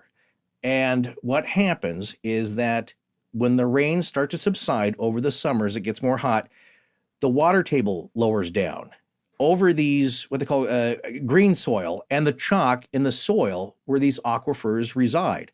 As that water table lowers around the edges, there is more electrical energy generated by the water percolating through this chalk. And that's where you find these, it's like a bathtub ring of crop circles, you could say, as the water subsides. That's one possible theory. They're not totally certain. And there's a little bit of controversy with these findings, but it seems logical to me that these clusters appear in the outlines of these underground aquifers and water tables. So that's one possible thinking on that. Right. So yeah, Scott, you're absolutely right. They have appeared in dozens of countries all over the world. And according to Nancy Talbot of the BLT research team, who we're going to talk about a little bit later, more so in part 2 as well, who we just mentioned here, she states in the documentary, Crop Circle's Quest for Truth, that they had started testing, probably by the late 90s, at least 350 to 400 crop circle samples from all over the world, 8 or 9 different countries. Like you just said, Australia, Israel, Canada, the US, Germany, Netherlands, and they've done multiple different samples in multiple different crops in 10 years' time. So a good sample, but we'll see, is that data trustworthy? We mentioned it at the top of the show, and we'll say it again. Mint Mobile is a revelation after years, decades actually, of being ripped off by big wireless providers. Yeah. There's always a catch, and with big wireless, the fine print has more catches in it than a used car warranty. Yeah, and when we first heard about Mint Mobile, that was the very first thing I was thinking too. $15 a month? What's the catch? A lifetime contract? Your firstborn? But here's the thing. Once we got the lowdown on it, it all made sense. There is no catch. That's right. Mint Mobile's secret sauce is that they're the first company to sell wireless service online only. No retail stores, no brick and mortar, no insane overhead to pass down to you as a mystery fee. Just sweet, sweet savings right into your pocket. We've both been with Mint a few years now, and now on both coasts, and the service is just outstanding no matter where you are. It works just as good for me here in Greensboro, North Carolina, as it did in the heart of Los Angeles, and on top of that, everywhere in between when I drove across the country moving back here. Mint Mobile offers premium service for just $15 a month, and all plans come with unlimited talk and text, plus high-speed data delivered on the nation's largest 5G network. Use your own phone with any Mint Mobile plan. I just bought a new phone myself about 2 weeks ago, and I simply swapped the Mint SIM card from my old one into the new one, and, well, it just worked. But even if you're switching over to Mint for the first time, you can still keep your same phone number and all of your existing contacts. And if you're not 100% satisfied after you switch, no problem. Mint Mobile has you covered with their 7-day money-back guarantee. There's no catch. Switch to Mint Mobile to put some extra savings back in your pocket and also stick it to big wireless. To get your new wireless plan for just $15 a month and get the plan shipped to your door for free, go to mintmobile.com/AL. That's mintmobile.com/AL. Cut your wireless bill to $15 a month at mintmobile.com/AL. Hey, so how's the bookstore and our sponsors page on our website coming? Everything updated? Well, they are for each individual episode's webpage, always. So if you ever want to know where to buy a book or movie or take advantage of a sponsor offer you've heard on the show, go to the webpage for that episode and it's all there. But I do have one confession to make. Uh-oh, you accidentally deleted the entire pages for both. No. Look, Squarespace would allow you to get all that back if that happened, of course. No, I thought linking the sponsor offers and bookstore to the episode pages would be harder than it was, and so I've been putting it off. But duh, it's Squarespace. I didn't have faith that their award-winning customer support and great knowledge base would save me. It turned out it was a lot easier than I thought it was going to be, like working on most everything with Squarespace. And I gotta say, it's really satisfying when some function of your website just works. Well, you should have had faith, brother. I mean, look, whether you're just getting started or you're an established brand and selling goods and services is your thing, or you're just showcasing your work, Squarespace has a powerful e-commerce platform designed to help your business grow. You can sell unlimited products and services online with no transaction fees and effortlessly manage your inventory, orders, and customers. Yeah, easily sell your products, gift cards. You can sell digital products, subscription products, extensions, and social selling is coming soon. And they have the sales analytics tools so you can see what's working on your site and what isn't. Things like activity logs with traffic overview and visitor insights, a purchase funnel, and abandoned cart analytics. Everything you need to maintain and grow your business and market whatever you're doing to the world. So it's time you checked out what we've been talking about all this time. Head on over to squarespace.com/legends for a free trial. And when you're ready to launch, use the offer code LEGENDS to save 10% off your first purchase of a website or domain. That's squarespace.com/legends. This is David Dickinson, and when I'm not hunting thylacines in the Aussie bush, I'm listening to Astonishing Legends. Let's get back to the show. Well, what kind of vegetation are crop circles found in? Getting back to the frequently asked questions section of Colin's book here, crop circles are found in the whole range of cereal crops, with a vast majority found in barley and wheat. They also appear in oats and many other forms of vegetation, including canola, called oil rapeseed in the United Kingdom, long grass, corn, tobacco, and rice. And there have been a few reports of crop circles in vegetable crops, especially spinach and potatoes. Crop formations have been also found in groves of small trees. That's interesting. I know there's a case for a fact that was in Japan that has been spotted by satellite, but that was a well-defined government experiment, I think. Right.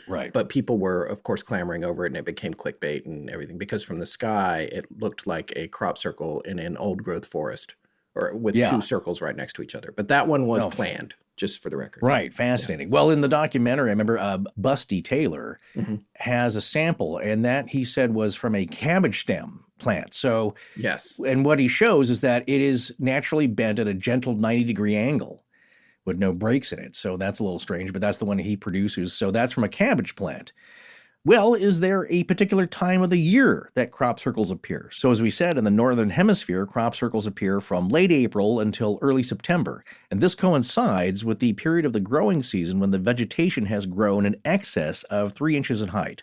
So you need some nap there to be able to work with. Right. But as we said I think the first part of when we started this off, Stephen J. Spignesi claims that he asked for a crop circle to be formed and saw one in the grass outside of his condominium. So it can be in anything, really. Yeah, and there was someone else in one of the two documentaries said something similar. It was a woman, I can't remember now who she was, but she had said that she was meditating on it and saw one outside of her house, which did you remember that from one of, and she was like, I didn't take a picture of it because it was just for me.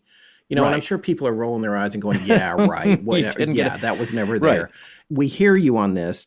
We're just reporting all angles of it because that's what we do. Yeah. So the aspect I think that's significant with these is that people claim that there's an interactive element to this, like a lot of other paranormal things we report on. Yes. A lot of people ask this. Question 6, how can you tell when a crop circle is real?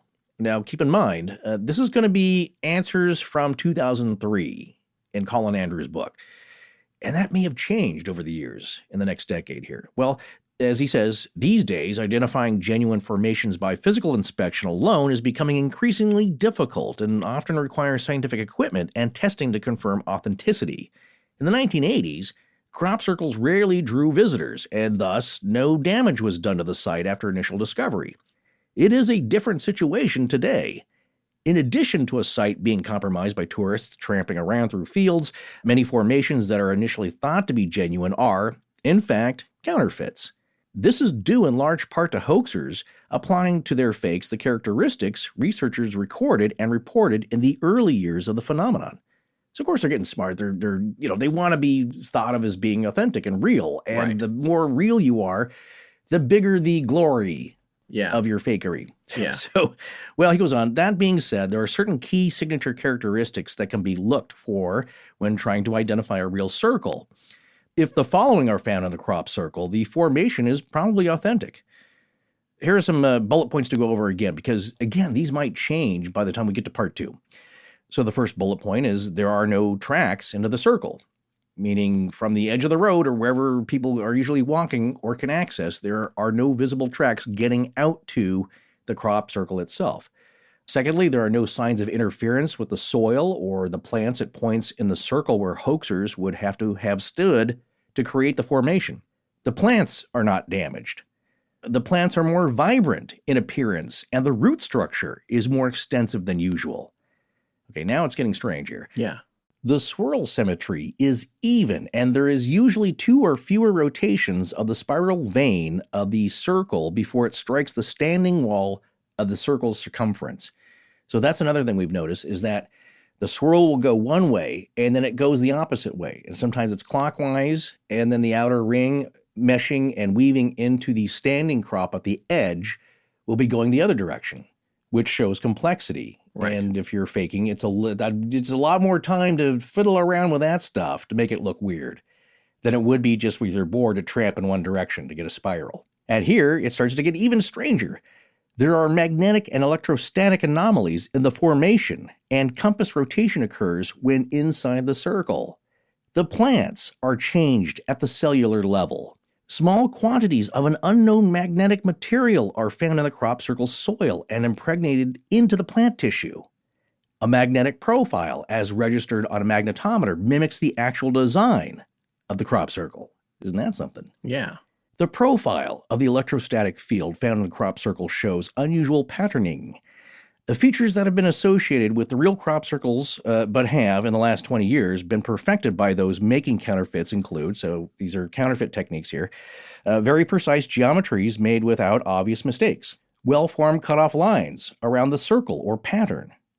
Now, the next part that he's going to talk about are techniques used by hoaxers that have been perfected, that you used to be able to tell a fake from a real one, but now they've gotten a lot better at that. So one of those is very precise geometries made without obvious mistakes, well-formed cutoff lines around the circle or pattern. The plants involved are bent over evenly during the early stages of growth. In later stages, though, the plants are broken. This bending, but not breaking, feature has not been successfully hoaxed in oilseed rape, canola plants. Some impressive spiral veins have been reproduced. It should be kept in mind that all of these features have not been achieved with some evidence of human involvement, and this is another way researchers can distinguish counterfeits from the authentic formations. So as I said before, yes, when the plants are young, they're a little springier. But as the plants get older, they do remain broken. But you may be able to attain some bending with young shoots. So again, there's a lot of different factors that have changed over the years with the techniques of the counterfeiters and what we know from people who have studied them now for a decade at this point. So that's just a good overview of what to keep in mind when you consider authenticity of a crop circle. But has that changed by the time we'll get to part 2? Well, let's take a look at another factor here, which is the history of crop circles, which points to whether this is just some fad of the 80s and 90s, or did this go back centuries, maybe thousands of years? Well, there's been a lot of interesting developments here when you go back to looking at how long crop circles have been around. And of course, the farther back you go, the more difficult it is to make a connection between a report and whether or not it might have been a crop circle, because you're faced with the filters of society and culture at the time and how they might react to finding something, just like everybody reacts differently now. And 100 years from now, we might know that certain crop circles were created by some specific microwave source that is all figured out. And then they will laugh about all the speculation we're doing here in 2021. So there's a lot of difficult connections to make, but there's also a lot of researchers and historians who have made an attempt to determine when some of the earliest ones had happened. One of the interesting ones I found is one from the year 815, and there's just a billion sources and websites for all this stuff. We're randomly plucking some of it from different places, so bear with us on these links. This one actually came from alienUFOblog.com from an article posted December 24th, 2020, relatively recently. 815 AD, this is from church records. In the year 815, a report from the Bishop of Lyon in France warns an incoming priest that the locals are involved in devil worship. Their crime? They were gathering seeds from a crop circle. The assumption must have been the crop circles were the result of the devil himself. They're gathering seeds in a flattened circle of the crops and using them in fertility rituals. Bishop of Lyon.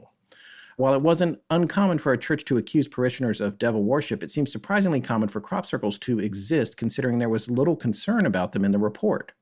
The report was more concerned with what people were doing with them and whether or not they were worshiping the devil. So that's the year 815. Interesting, yeah. Yeah, and the story there is not the circle itself, but what they're doing with the results of the circle. The circle itself was not all that unusual, maybe. They were used to that.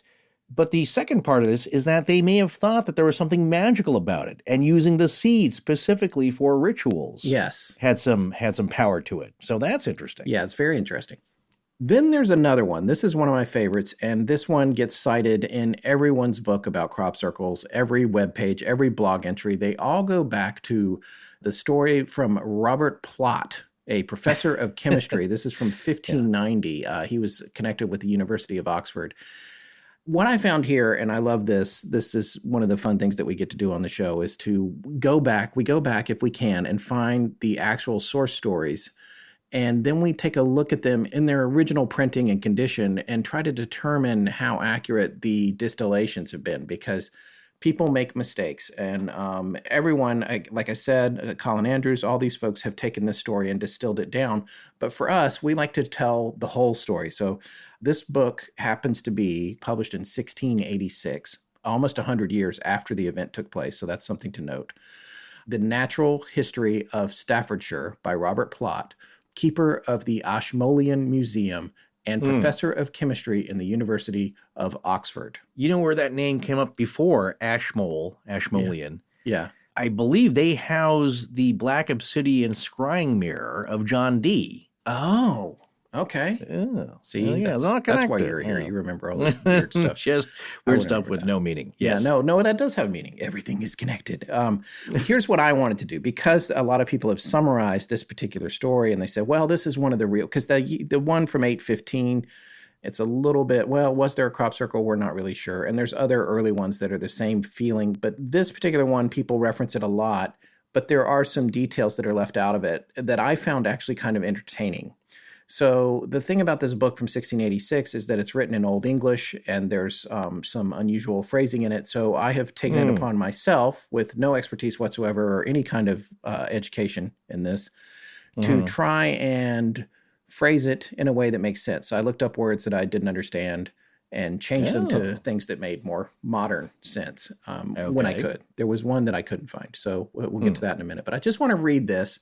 I think, 1686, that's public domain, right? So I'm going to... Unless it's the ghost of the vertical plane dude. All right, so here we go. Chapter 1, page 11, translated from Old English by yours truly, so not to be trusted. Scholarly. But to come close to the business, let us return again to the foresighted Remigius, who was a judge in Lorraine, and perhaps the best skilled in matters of this nature that the world has yet known, having had the examinations, confessions, and condemnations of no less than 900 wizards and witches in 15 years' time, to our present purpose. On the 8th of August, 1590, one Nicolaya Lang Bernhard, having been grinding grain on a hand mill not far from Assinoncourt in northeastern France, and returning about noon as she walked by a hedge field, saw in an adjoining field an assembly of men and women dancing in a ring, but in a quite different manner from the usual practice of others, with their backs turned upon each other. She watched them for some time with great attention and saw that some of them had cloven feet like oxen and goats, which astonished her. Yeah. And almost dead with fear and calling upon Jesus to help her well home, they forthwith all vanished except one, Peter Grosspeter, whom quickly she saw vanished up into the air, letting his malkin, that's Maulkin. That's the one I couldn't figure out what it was. Apparently, it's a stick for cleaning ovens. But when he popped up into the air, I guess he dropped this thing. He let it fell, and the wind from this event hit her so hard that it almost took her breath. After she got home, she was kept to her bed for no less than 3 days. The fame of the matter being quickly spread by herself and relations through the whole village, this Peter at first brought an action of slander against Nicolae.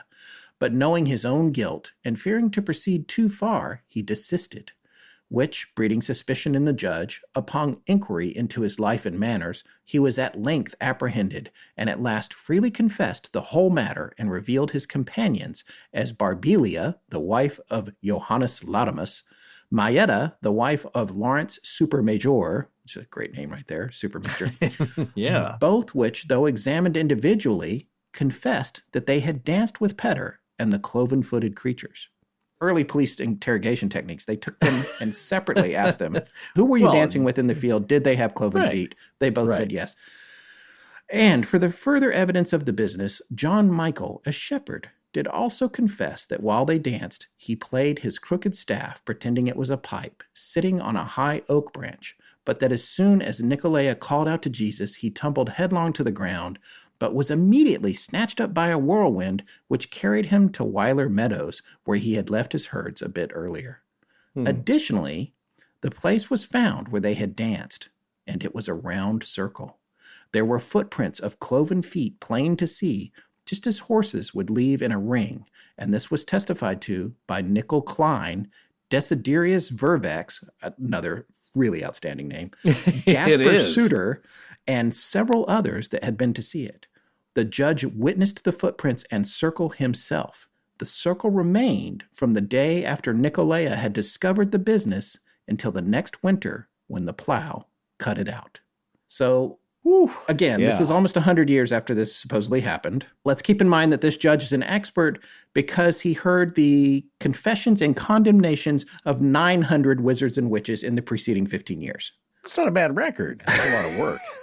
And Loftus Hall, echoes of Loftus Hall, which would be, when was that? 1600s, right? Yeah, I think so. Well, I should remember that, but there's so many dates, and but always with the same tropes here. The cloven hooves, the staff is significant, makes me think of a witch's broom. There's a lot of elements here, but they are possibly explaining something that was commonly believed to be always the work of the devil. 1766, Loftus Hall. Okay. Yeah. Oh, okay. Well, so a while later. Yeah. And you still have cloven hoof stories. A lot of people allude to this story, and they leave out a lot of these details. They do. Sometimes they throw in the fact that there was cloven hoofs. So other times they say there was a crop circle in 1590. And it's like, well, there's a whole lot more to this particular story. This was a freaking party, all right? And there's something strange going on out there. But it is interesting, the whirlwinds. The whirlwind picked the one shepherd up and took him back to his field. And what is this whirlwind that they talk about? That's unusual. And there's other folks that say, well, there were hoof prints in there, and it could have been from any sort of livestock that was in the round area. Right. But that one is sometimes cited as an early example of a crop circle. Well, the world was a lot more magical back then. On the other hand, it is now. We just have different terms for things and understanding, but weird stuff, magical stuff still happens, like tonight's topic, possibly. The other thing that you can't talk about, and I think you may have already alluded to it once, is the pamphlet that came out in 1678, The Mowing Devil, or Strange News out of Hertfordshire. Right. Yeah, this was an English woodcut pamphlet. This is from Wikipedia, published 1678. It tells of a farmer who, refusing to pay the price demanded by a laborer to mow his field, swore he would rather the devil mowed it instead. According to the pamphlet, that night his field appeared to be in flame. The next morning he found it to be perfectly mowed, that no mortal man was able to do the like. Apparently, there are folks that point to this, especially when you look at the pamphlet and the cover of it. It's a famous image. Anybody that's ever looked at anything about crop circles is one of the first things that comes up, and we have it in our show notes and in our gallery there. There are a lot of people that cite it, but there's other people that say, well, no, it was cut. It was described as being perfectly cut, not laying down. So when you look at the image, it looks like a crop circle in terms of things laying down. But the description of how it was cut would preclude it from being one by the modern definitions. So, well, if it was mysteriously cut down, that's even more magical to me. Yeah, that's the unusual thing there. There is a book, which we've made reference to, called The Secret History of Crop Circles, Recording the Phenomenon in Days of Old by Terry Wilson, which actually has a bit of the woodcut of the mowing devil right on the cover. But inside, there are 300 in the most recent edition, which was revised and republished in 2015. There are 312 examples of crop circles that predate 1980. And he just goes through and he's investigated a bunch of them. It's a very fascinating read. We'll have a link to that as well. And I'll make some reference to some of the cases from Terry Wilson's book. But also, here's another one from a blog, ufoinsight.com/conspiracy/unexplained/crop circles /ET. And this is an interesting posting here. This was published on August 30th at that particular blog by Oliver Grant. I just want to read a little section of it here. For a start, they've discovered that crop circles turned up way, way before the 1970s, as far back as 1686. That's a reference to Robert Plot. And again, that actual story took place in 1590. 1686 was when it was published. Again, he also mentions, that's the one I just read to you guys, but he also mentions a couple of centuries later, in 1880, British spectroscopist John Caprone had a letter published in Nature magazine describing several circles he'd found. His theory was that, quote, cyclonic wind action had caused them. And in the 20th century, the Bristol Evening Post printed a letter from a Christine Dutton testifying that circles were seen on her family's farm from 1914 to 1956, which she attributed to sudden sharp winds. Not until 1932, though, did the first account appear with supporting photographic evidence. It concerned a group of 5 rings at Bow Hill in West Sussex. There's actually a picture of it on the blog page here. It's pretty amazing, and you can see the circle in the page. It's visible in the foreground there. One eyewitness described a circle actually forming. Writing to the Sunday Express, a Kathleen Skin stated that as a teenager in 1934, she was gazing over a field when she saw a whirlwind that caused, quote, a perfect circle of flattened corn, hot to the touch, end quote. Wow. Yeah. And I can't remember where I read this. Somewhere in our travels of research on all this, I read that the English refer to every single crop as corn. It's not necessarily literally corn. Oh, yes. And here's another website. I almost didn't want to. We just recently discovered. It's like every day when we've been working on this, it's like, all right, I'm just going to go. I'm going to source this one thing. And the next thing, it's like you're 2 hours in and 10 tabs open, and it's a whole new rabbit hole of really fascinating stuff. Yes. But you know what some of our biggest and most interesting discoveries have been, like while we're on the air and like that's talking true. about something and I'll punch up a web page or a tab like, oh, we got to talk about this. And the only time I don't like it is if we miss it for a show. Yes, well, and this is one of those pages. It is by the same Terry Wilson that wrote the book that looks at the historical and older crop circles. And the implication is he's kind of retired from crop circling these days. And apparently he's hard to find, although we didn't try. So I don't know that he might have been able to reach out to us if we asked him to, but his website is still up, oldcropcircles.weebly.com, and appears to be relatively maintained. Weebly's a newer platform, so I think that's more recent certainly than a lot of websites that we look at. And there's a page on here that I love. It's called Aerial Photography. And I was showing this to Forrest today, and it has some aerial photography of circles that are from a long time back. It's got a little section showing some from 1953, but then it also mentions another researcher, a Tasmanian researcher named Greg Jeffreys, Jefferies. And it says here on Terry's webpage, he has done some more in-depth work on the matter of old aerial images. Jeffries was able to take advantage of technological resources which were not available in the 1990s, specifically Google Earth's historical overlays, which provide a much better standard of photography. So, and this is something I know about. I've actually used this in the past. This is great. There's a time slider on Google Earth. You can just go back. It's really cool. And you can look at It is pretty cool. I actually had to use it in my own neighborhood because there's a road here that wasn't here when I was in college, and no one can figure out how it used to be. And I was like, let's go look at it from back then. And it's kind of like your own, your own free chronovisor. Yeah, exactly. You're looking into the past time with a simple slider button. And so, according to Wilson here, who I'm presuming wrote this page on his own website, to explain, Google Earth, the aerial imaging software which covers the whole world, has introduced some overlays which contain images from earlier periods. There is a so-called 1945 overlay available now, which covers the Wessex area of England. In fact, the black and white images are a composite from the years 1945 through to 1950, although that's not important for our purposes. Jeffries approached the project with clear objectives to rule out, as best one can, images which seem to be photographic blemishes or imagery of mundane features. His method included testing a candidate feature on the ground for its permanency. Was there evidence of it in the same spot in later years? And also for the details of any shadow visible. Bona fide crop circles should have a shadow along the edge closest to the sun as it shines across the top of the standing crop, and have no shadow or possibly even an illuminated region on the opposite side. He discovered a good number of credible images from the 1945 stock, including this one below of a plain circle. It was seen in a field at Great Bookham in Surrey. So then there's this whole series of photos that look like the coolest spy dossier you've ever seen, some movie you're watching from the 50s. And there's just crop circles everywhere. And there's even some crazy pyramid with an eye in it and 4 dots around it, like a triangle. Whoa. We're going to have a link to this page. But there's patterns here, and this is in the 40s and 50s. No one was paying attention to this. They weren't getting any press. No one was taking credit for this. So for those folks, Doc Coggs, it's all fake, man. It's a big bunch of hoaxes. And it's like, what was going on here in 1945? Yeah. That's not how he sounds, by the way. And he's a good friend. But I'm just saying. That's true, yes. What was going on here in 1945? How do you explain that, Coggs? So this is not fair. I'm calling him out, and I'm not giving him a chance to come on here and defend himself. No, I think he would still say the same thing. It's hella fake. It's hella fake. But these pictures are very compelling, just on this one webpage. That's true. Right. And it shows that this is not something that necessarily started in the 70s, which also was still pretty interesting because no one was paying attention then either. Right. It was a private little experience. Yeah, well, then you got to wonder, were people faking it and hoaxing it then for a small audience or just for S's and giggles?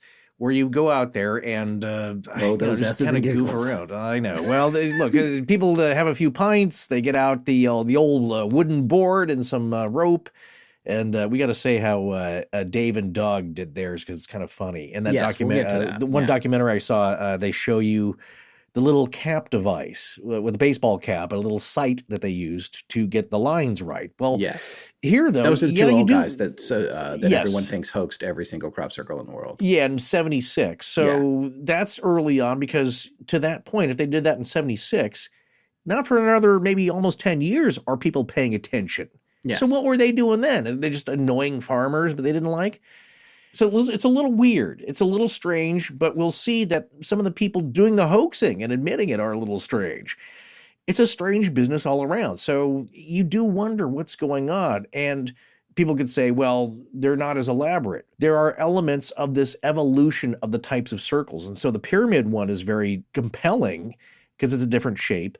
But these shapes start to employ the elements of sacred geometry, but also applying the golden mean and having sacred proportions.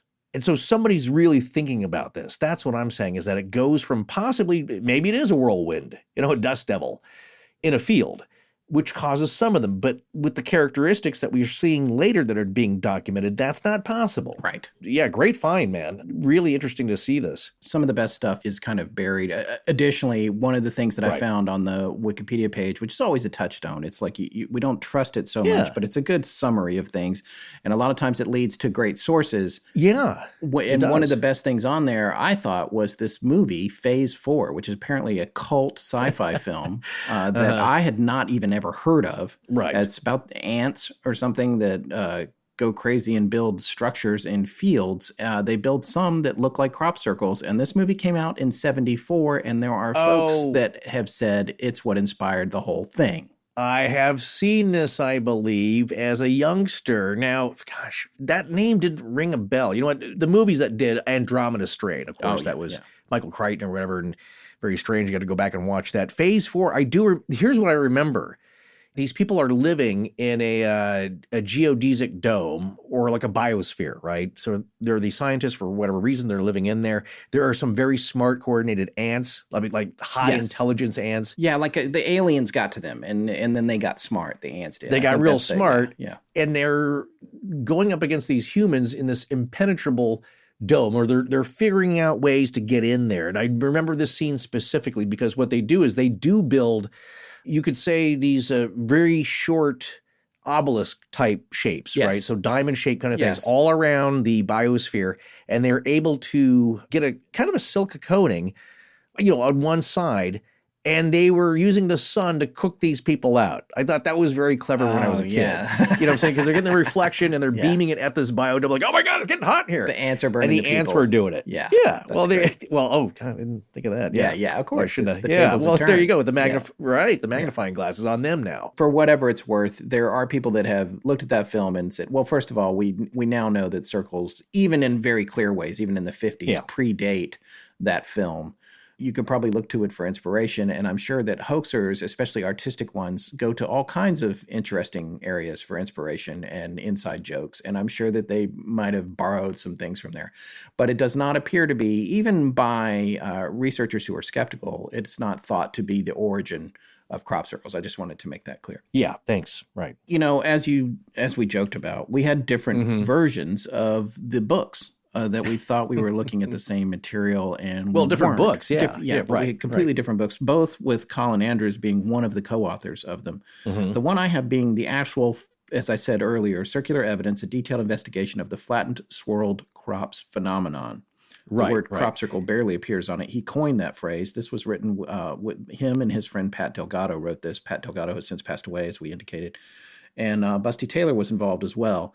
And this is the first real book on crop circles, came out in 1989. I had the book I thought, well, this is the seminal book. It's really, its circular evidence is the seminal book. Right. And yes, I do like to, because it sounds very academic. It's very seminal. Highfalutin. Yes. What you have there, circular evidence as the Bible of crop circles. And it's very cool. And I think I was joking with you about this because and I mentioned this in one of our spots tonight, but I was at the beach a week or two ago for my son's spring break. You were, right. We did have to cancel last year because of COVID, and this year both me and my wife were vaccinated, and we decided we wanted to get him down to the beach for a little trip that was at a quiet little beach. We weren't part of the spring break craze in Fort Lauderdale or Miami now, whatever that is. I thought I saw you burning donuts in the middle of the avenue there in Miami. No, but what I was going to say is it was funny because at one point I had gone out to eat by myself, right, to have a dinner, and I was doing a little research on the break because you and I never really have any real time off, and I took never take a day off. Yeah, I took circular evidence with me, and I went into this wonderful seafood restaurant at Carolina Beach in North Carolina. I'm walking in there with my circular evidence book, and I've been to plenty of places where I've been researching for us while I was there in public. But this was the first time I was like, I feel a little silly because I'm walking in with this crop circle book. Crop circles, no one's been talking about them for 15 years. Yeah. And then on top of that, I've got this ancient book with big picture of crop circles on the front. And on top of that has a fluorescent orange sticker that says 50% off. well, one, that's a bargain. Secondly, but here's the thing. That's the book you should be seen reading. Not, I mean, nothing against Chicken Soup for the Soul, but everybody's reading that. No, That's my I know. point, is Just it's the very waitress popular. was But definitely, when she was over there, she was like, so I was like, yeah, I'll have the shrimp scampi. And she's like, okay. And she's like glancing at the book and looking at me and glancing at the book. And I'm like, what? I'm taking notes on crop circles, because I was furiously taking notes in my tiny notebook as well. So okay, let me just point this out. There are different shades. At the House of Pies, kind of near where I used to live. Yeah. There was a guy who would come in. It would be late at night because, after you go have some drinks at a bar, it's like, what better, a pie or a turkey delight sandwich, for the end of the evening. It was open 24 hours. And this guy would come in and he'd have a stack. And I mean like 6, 7, 8 spiral notebooks. Yeah. What it reminded me of, because he was there quite a bit at the same time in the evenings, late, like 11 o'clock, midnight, having a sandwich or whatever. And I walked by one time and it was all these complicated equations. Mm-hmm. And I don't know if you ever saw the Coen Brothers movie, A Serious Man. I did, yes. And his brother, who was a genius or whatever, had the Mentaculus, and it was the formula for everything. And he used it to win at gambling, and he'd figured it all out. And it was all this complicated formula, and that's what the guy's stacks of notebooks look like. And it's like, wow, he's either a genius having a sandwich here, or he's completely bonkers. Out of his tree. Yeah. he's a nutter. Well, it's turned out to be super interesting. And what I did was some of the notes that I took in that were about cases that I thought particularly had interesting aspects to them. And I wanted to share some of those with our listeners as we get to wrapping up part 1 here. And I know that people always joke, is it wrapping up part 1 and then it's another hour? But these are cases that Colin and Pat and Busty investigated back when nobody was investigating this stuff. Mm-hmm. There are many, many cases cited in here. I'm going to skip around some of them, and I'm going to be mentioning locations which will be foreign to people that are not from England, obviously. I'll do a little bit of trying to explain how they relate to each other, but I'm not going to go super deep into that because I don't think it's that critical. We'll explain more about the Wessex area and where these are happening in part 2. One of the places that comes up frequently is a place called Headburn Worthy. This is just north of Winchester, which is a prominent city in the story of the crop circles in southern England.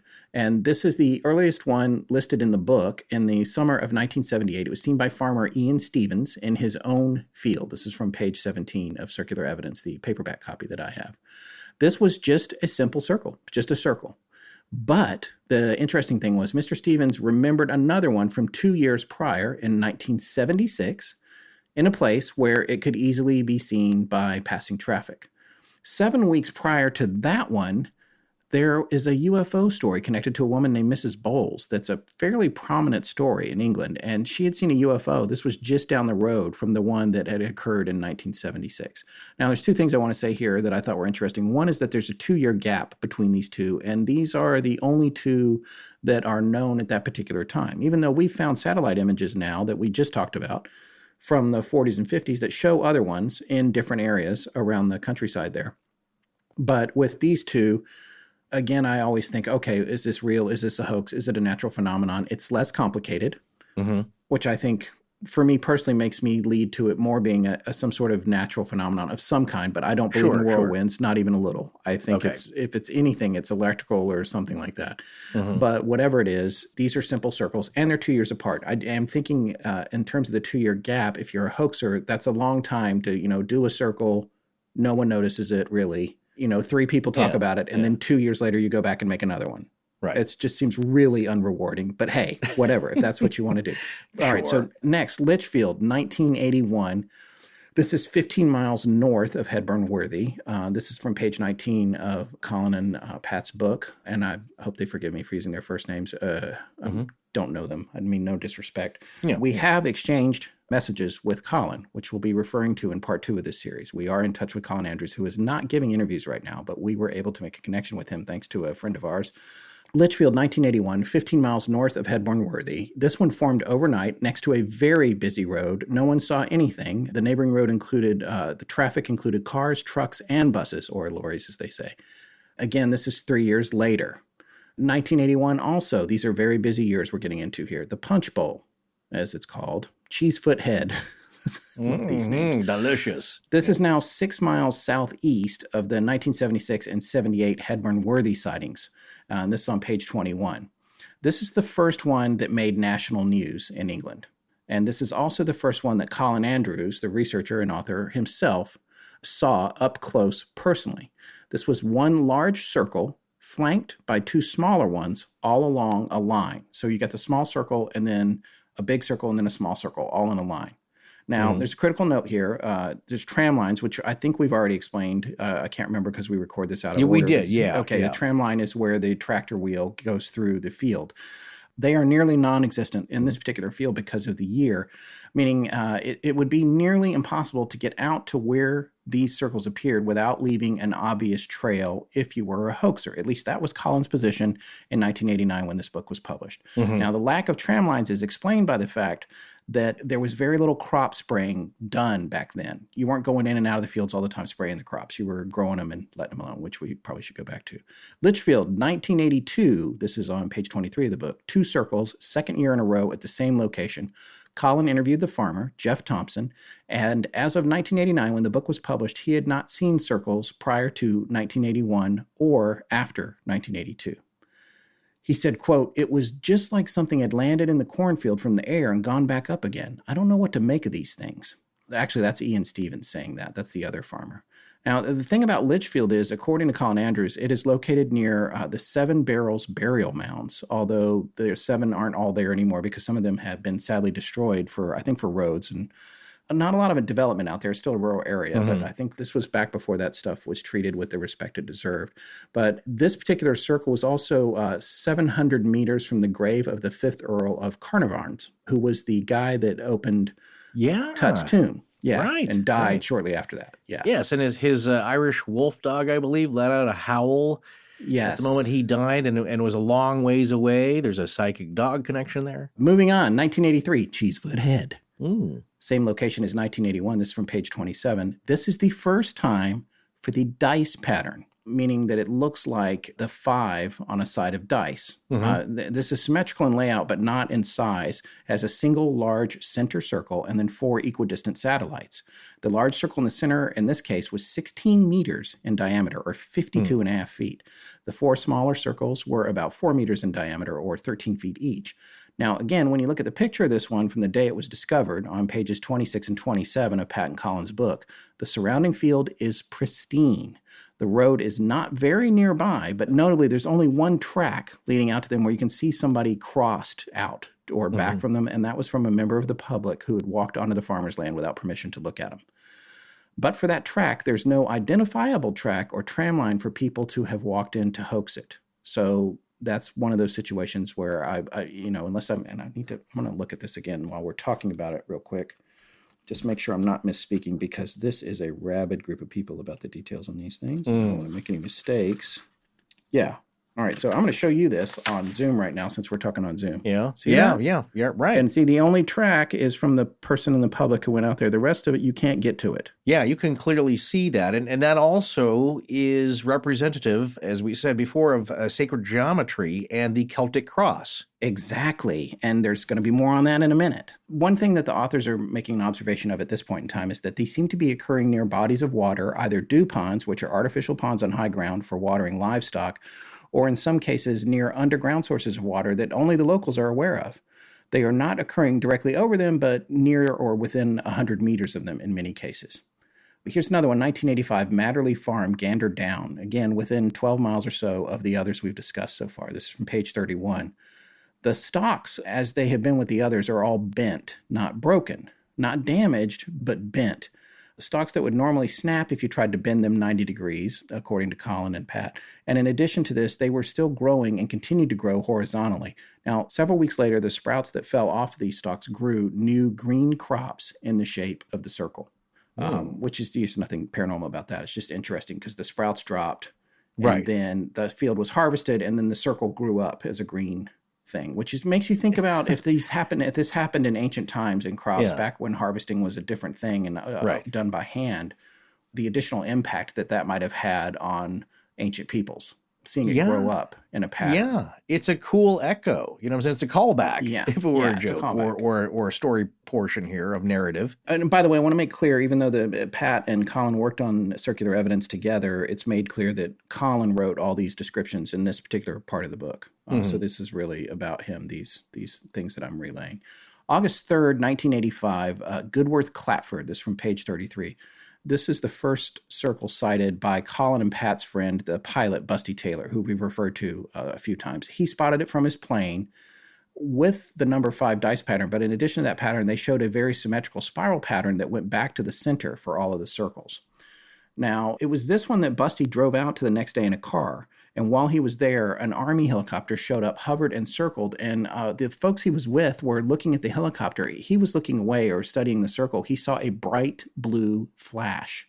This comes up over and over, not just with Busty, with lots of other people investigating these blue flashes. And you're going to hear about something else here in a minute that seems to be fairly prominent. And it was like a camera flash, he said, but it didn't come from the helicopter. And the others with him didn't see it because they were looking at the helicopter.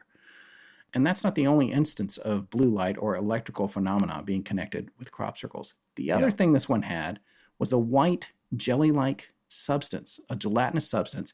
And they gathered that up. They sent it to a university as well as another lab, which conducted tests. And they found it did not contain any commercial sweeteners or honeys, which you would expect to find if it was some sort of consumable or a confectioner. Sure. So they're still not sure what that was. Let's say a hoaxer's out there, he drops his jelly donut. It can't be a jelly donut because whatever that stuff is not meant to be edible. And so it's just a strange thing. 1986, Hedburn-worthy again. This is from page 37 of the book. The local farmer says, as Colin tracks him down, because Colin, a lot of times he gets a report, he goes out, then he has to find the farmer, get permission to go in the field, all that kind of stuff. So he said the farmer told him, oh, yeah, where is it? Oh, it's in that field this year, is it? He then added, the farmer, that his dad used to point them out to him on their land going back to when he was a kid, at least 28 years. That would put the year his dad first started telling him about them as 1958. And the farmer at that point described them as commonplace. When Colin went back to check this one out the next day on Saturday, August 16th, he saw a small, gray-colored, disc-shaped object in the sky that moved quickly in a non-ballistic fashion before disappearing behind a cloud. He stared at the cloud for a long time, waiting for it to emerge, and it never came out. And something that still bothers him to this day. Yeah. He just went into it and never came back. Cheesefoot Head, 1986. Page 41. Notable detail here. There was some of the barley in the field that mice presumably had removed the heads from the stalks. Those stalks, and those ones only, did not lay down with the rest. They were still standing. So I thought that was interesting. That because is if you're going through the field with a board or whatever to hoax it, are you selectively not laying down the ones that, I mean, how would you even be able to see that in the dark? Right. Or maybe naturally they're more resistant to being depressed because they don't have something for a board or something to catch on in the event that you're talking about a hoax in that case. 1986, Childry Wantage. This is from page 43. Notable detail. First circle ever with what Colin Andrews calls a path. This is not a path like you would use to get to it, but it's a straight line swath connected to an outer ring around an inner circle. This is the beginning of what you might call a more key-like pattern. It's like a key. So you got the circle, but then there's this path sticking off of it, which will make you think of the Led Zeppelin album cover, which... Oh, that's the Alton Barnes. Yes, the Alton Barnes formation, which is one of those famous ones because they put it on, Led Zeppelin put it on their remastered box set. That's which I have, by the way. Yeah. Although I wanted to take a picture of it, but it's buried in a closet. So I'm going to try and get to it before we finish this series. But yeah, so that's an amazing set there. We'll talk about that in a little more detail in part 2 as well, because that one has its own story. 1986, Longwood Estate. This is from page 45 of the book. Busty Taylor is flying with his son Nigel, Colin, and possibly Pat in an airplane, although Pat is not mentioned by name. They're flying over some previously investigated circles, and Busty says, quote, all we want now is to find all the formations we've seen to date wrapped into one, like the Celtic Cross, end quote. That's what he's saying inside the airplane to 3 or maybe 4 people, because like I said, it's not clear whether Pat's in the plane with them or not. I kind of think he probably wasn't, but I don't know. I think he's saying, wouldn't that be cool if one we saw everything we've seen up until now, all Yeah. in one thing, they're in the airplane. What I'm saying is there's no witnesses except for these 3 guys in the plane that are hearing this. The very next morning, Busty's flying over this exact area where he said it, and that exact thing was in a field below them. The astonished pair saw below them all the formations seen to date wrapped into one, forming the Celtic Cross. It had appeared since the previous flight 31 hours earlier, and the intervening night had been very wet with heavy rain. So that is it. Of course, they have a picture of it, and they're standing in it. It's pretty amazing. So, but it's in terms of the Celtic Cross, We'll have a representation of that on our show notes where you can see it. But essentially, they got exactly what he asked for. And this is something that's going to recur, not just with this team, but with all kinds of people. And it may even go so far as creating a connection between people meditating and trying to get certain shapes to appear and what the hoaxers are doing, which is something that we'll be getting into a little bit more. Well, in my book here, Crop Circles Signs of Contact, that happened to both Colin Andrews, of course, and Stephen J. Spagnuolo. Yeah. They both got a crop circle that they had meditated on and asked for. Yeah. So there you go. It's part of the phenomenon. Yeah. And here's another notable point. Stalks in the tram lines are less healthy and they're shorter because of the tractors drive down them. So they do not necessarily lay down when circles are formed, just for the record. 1987, May, south of Wanston. This first one of the year. While investigating this one with his dad, Colin and his dad both saw a bright flash of blue light. And then they heard a loud crackling sound. Again, this is something that lots of people have heard at different circles. The family was with him in the car 25 meters or 82 feet away, heard it too. They could not identify the source. Another thing that Colin says here, too, is that a perfect circle is actually very unusual. I think there's a statistic in this book anyway. I'm pretty sure it was from Circular Evidence, where he says about 2% of them are perfect. Interesting. 1987, White Parish. And this is right out of Richard Haddam's screenplay for the Mothman Prophecies. Because he went over and he couldn't, I guess he couldn't find the farmer. So he's over investigating this one. And the guy comes up and is like, "Who the hell are you? What are you doing in my field?" Yeah. So I guess the farmer then had called the cops, and a constable came and had to talk him down and get him calm and convince him that it was okay to talk to Colin. And after he got calm, he said, "These have been showing up for years." He was convinced that people were making them. After the cop got him calm, he wound up being more open with Colin about it. That was a circle with a ring. And what was interesting about it was that the spiral pattern for the crops that were laid down in the circle was clockwise, but the ring on the outside was counterclockwise. Sometimes there's a clockwise and counterclockwise swirling. Yes. And sometimes that swirling is interwoven, braided with each other on the edges. Yes. Now here we're getting into some more specific details that are highly unusual. 1987, Kimpton, about 20 miles northwest of the earlier ones at Headburn Worthy. This is from page 63 of the book. The farmer that owns the land is a Mr. Flambert. Notable details about this one is Busty had noticed the ring as he was approaching the Thruxton airfield to land. Colin goes out by car to check it out, and on the way he runs into two boys looking for a ball who told him they had seen, quote, "an orange glowing object over the field behind the cemetery on Saturday, June 13th, end quote. After that, a couple of elderly folks asked Colin if he was there to investigate strange noises they had heard in the field a few days prior, which also would coincide with that Saturday. What was odd about the circle is that it was really just a ring, and on top of that, it was oval. That was it. It was just an oval ring, real simple. It was 33 feet long on its major axis and 30 feet on the minor axis, and it was only 60 centimeters wide. Now, the farmer, Mr. Flambert, said that rings normally appear during long dry spells. This is something that multiple farmers have also said, by the way, dry spells. But we know that rings can occur in all conditions, but the farmers, for some reason, think of them as happening during dry spells, which I thought was interesting. Maybe there's a connection there to more static electricity, or electricity in the air. Yeah, and if you'll remember, we talked earlier, or I did, about some analysis that Nancy Talbot did with BLT Research. About the and aquifers. Dr. W.C. Levengood. Yeah, in that as the water subsides during the warmer months and less rain, as it percolates through that chalky soil, the edges, or where it's percolating, generates more electricity. Yeah. Generates an electrical charge, which is greater the further the water goes down. So that may have something to do with it. Because, well, that's the thing. They overlay that with where a lot of the crop circles are found, and it lines up. The other thing, which is interesting, we also talk about, Colin Andrews does, about where these pop up. We said earlier, where these happen. Well, they happen at a lot of sacred sites around England, especially south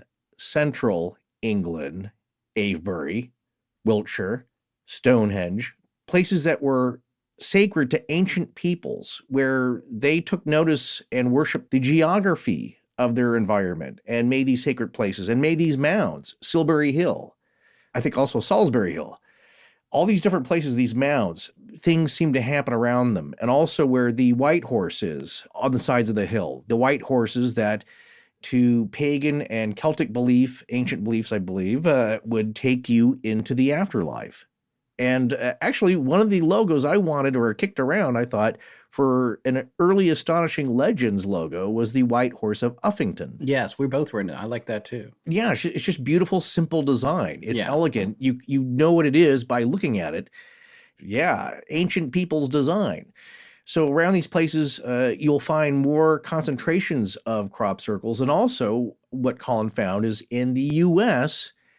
was our old trope, Native American burial grounds. And if you go back to what we learned from Linda Godfrey and Beast of Bray Road and all of her books, Weird Michigan, that there is a correlation between strange sightings and native grounds, burial grounds, and crop circles and different things that happen. So what's the connection there? You got to wonder. Yeah, and that's something that they talk about. And the other question is, was Stonehenge a monument to a crop circle? Right. Because they were already occurring there and they wanted to preserve that indefinitely. And again, we'll talk about that more in our conclusions. Well, getting back to this one at Mr. Flambert's film, Colin also mentions an archaeologist named Max Dacre, D-A-C-R-E, because he had previously found a valuable archaeological site beneath some rings. I think we already mentioned this, but the remains of archaeological structures can create variances in the crops. So you can actually use that to determine that there may be a site there that you didn't know about it. Mm-hmm. So Mr. Flambert had experience with this, but when he came over to this particular one with Colin, he said himself, this isn't archaeological. I've never seen anything like this before. Well, then there's a series of incidents that take place with this one that are particularly poignant. When Colin went back on June 29th to check out a new circle near the ring from June 13th, he was recording details about it. This is on page 65 of the book, into his dictaphone, which is an early personal recorder for those who've never heard of that, when he experienced what he described as a black flash. He says he flinched and that the sun was completely blotted out for a second, but he looked up, nothing was there. So he still doesn't know what happened. Later, he returns with his parents and the family dog. An editor for the Flying Saucer Review, Gordon Crichton, had said that it might be interesting to see what a dog would do at a circle. So Colin's father walked their dog into the field where it seemed super into going until it reached a point parallel with the ring, which it could not have seen from its height, and the dog stopped cold. Colin's dad tried to get it to continue, but it refused and began throwing up profusely. Ooh, and got super sick. So his parents had to take the dog back to the car and then drive it back home, and which was about a 20-minute drive. And when they got there, it was fine. It had totally recovered. So that night, he returns to investigate further. Having been intrigued by all the anomalous phenomena, he stops 10 meters or 33 feet from the original ring and facing a smaller, newer circle to the north. And he thought internally, quote, God, if you would only give me a clue as to how these are created, end quote. At that point, a static electrical cracking noise started to come from a spot about 3 meters away from him. It grew louder and louder, up to a pitch where he expected a bang to follow. Frightened, he looked towards the village to check his quickest route out of the field. He fought to control his panic, but remained still. As suddenly as it had started, it stopped. It had lasted about 6 seconds, though it seemed longer. He said he saw nothing, and nothing moved. Here's another one, Cheesefoot Head, 1987. This is a circle with a ring. Pat Delgado had been there the night before to inspect it. Nothing was there as of 10:30 p.m. when he left. They appear in the Punch Bowl every year, but this was the first one for 1987. Notable details on this one. Although intersecting some tram lines, it was a long way into the field and far away from any easy access, as Colin says. A long, careful walk without the aid of a light in a tram line would have been required. The night it appeared, 2 eyewitnesses, both named by Colin in circular evidence, were coming home, driving past the area that night when they saw a row of bright lights above the trees on the far side of the bowl. The lights seemed to be dancing along and even to be leapfrogging. They looked as though they were detached from one another. The witnesses felt sure that what they had seen were not aircraft, but UFOs. Another one on Cheesefoot Head later had a spiral pattern on the floor of the circle, almost like parted hair. And he explained that the directions changed symmetrically, and this would be very difficult to do. This was another one that stood out to me, too. Page 81 of the book, Westbury, 1987. So many are appearing now, they can't even get to them when they're fresh. They're literally popping up everywhere. Yeah. So this incident was particularly bizarre, where a new circle or event had happened on top of an old one that originally had a clearly clockwise pattern spiral swirl. The floor of that circle was now confused, as Colin says. They checked against the helicopter pilot photos and confirmed it had been counterclockwise and neat originally, but was now clockwise and a mess. And other circles that were separated had now joined together. This is from page 81 of his book. 9 totally mysterious circles had now appeared in just 5 days in the area. Jeff Cooper farms opposite the field in which both set of circles, 3 and 2, had been found. He told us he had owned the field a few years ago before selling and had been finding circles in it for the last 7 years. He said, quote, "One night our dog went silly barking, real nasty like. Usually he would stop on a firm command, but not that night. He went on for ages, really upset he was. I wish now I had looked out, because when I did in the morning, I could see 5 circles had appeared in the corn during the night. I don't think they are made by people. We've tried to make them with ropes, poles, and so on, but they just cannot be replicated," end quote. And this particular one, there's a photo of it. There's an Army helicopter over it, too. Yeah. The Army's photographing these as well, which is interesting if it's a bunch of hoaxes. It seems that there's some involvement there that's more marked than you would think it would be. Well, I'll spill the beans on a little bit of footage that I saw that you did not, because you got the documentary Quest for Truth streaming, whereas I bought the DVD years ago, I think closer to 2003, and some of the bonus footage has a clip of a video which, people could say, well, you've added the balls of light in afterwards, except I believe this is corroborated by stills that appear in this book. And this one says, a photo taken on August 4th, 1987 of a military helicopter above a field in Westbury, in which 3 simple crop circles appeared. The helicopter was piloted by Captain D.F. Borrill of the 658th Squadron, British Army Air Corps, and his assignment was to photograph the circles. You notice you can see them in the photo here. Note the far left circle between the tram lines with no visible means of access. That's what you were talking about before. A circle appears between the tram lines, no pathway cut between them. Yeah, and too far to jump or build a bridge to, yeah. These are pretty big circles. Not the biggest. Some of them are massive. Yeah. We're going to talk about one that I think is 406 circles. Yes. Massive circles that appeared overnight.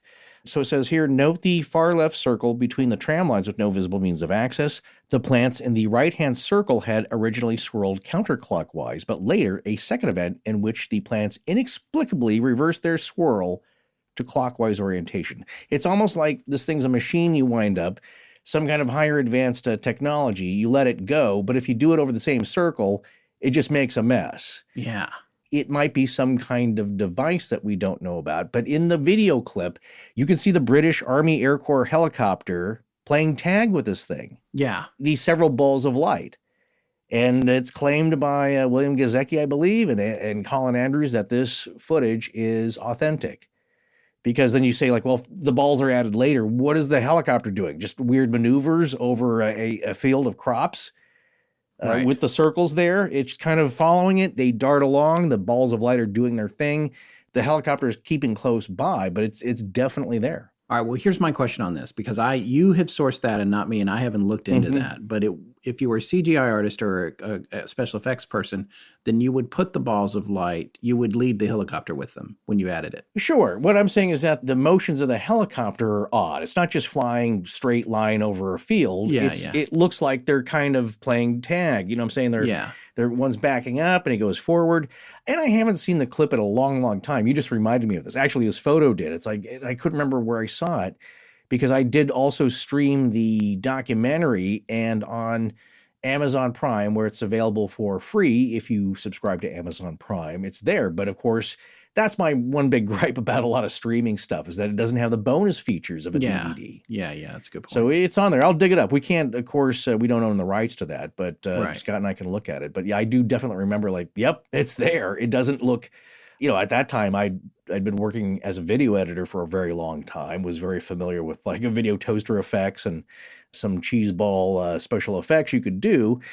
And it didn't appear to me to be that way. Now, I'm not a special effects expert, but it just, I think for the time when that came out in the early to mid 90s, it wouldn't have been that easy, as you always say. There's no After Effects. Yeah. No, but there are ways to do it. And there is another story about that related to balls of light over a field and the circles appearing that is confirmed to have been post-produced as a special visual effects, which is about from the same time period. So, that I believe. But here's the other thing is that there are a lot of eyewitness accounts of people claiming this before it became kind of a thing to claim that you saw. So could they all be wrong? Well, certainly, possibly. Is it likely that every, out of the hundreds and hundreds of reports of balls of light having some effect on the making of these things and being seen in the fields, and not always at the same time?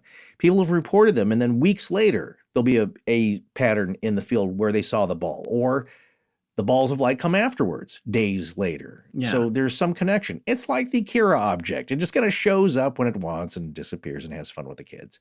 Yes. Episode 176 and 177, the Kira objects, part 1 and part 2, May 2020 is when part 1 dropped. Yeah. That was one of my favorites. 2020? Yeah. Okay. Yeah. So here's one of the last things I want to share, and then I am going to wrap this one up. But this is very good. On page 103 of Circular Evidence, 1987. This is another one at Winterbourne, Stoke, Saturday, August 22nd, 1987, actually. The circles are overlooked by a busy road. There's multiple circles produced. You can read about them. What's more strange is a military incident that happened in this case, a Harrier incident. This involved a jet that was, I don't know if you know what, and I'm saying this you to a listener, what a Harrier jump jet is. It's a jet that is a vertical takeoff and landing airplane, a British aerospace aircraft that doesn't need a runway to take off. If you've seen the movie True Lies, there's one very prominently in that film. But if you...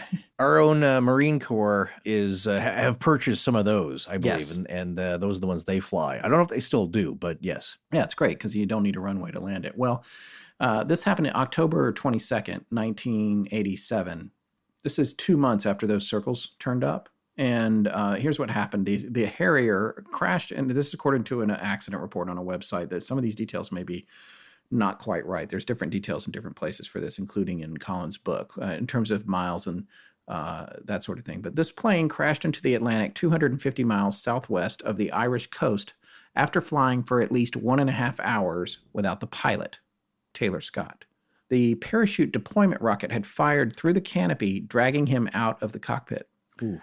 So what happened was he made his last radio call at 1706 hours, did not make or answer radio calls after this time. There's an unconfirmed theory that he passed out from oxygen starvation at 30,000 feet due to incorrect use of pilot's oxygen supply, and that an inadvertent ejection might have been caused by him wrongly attempting to adjust the height of the seat whilst in flight.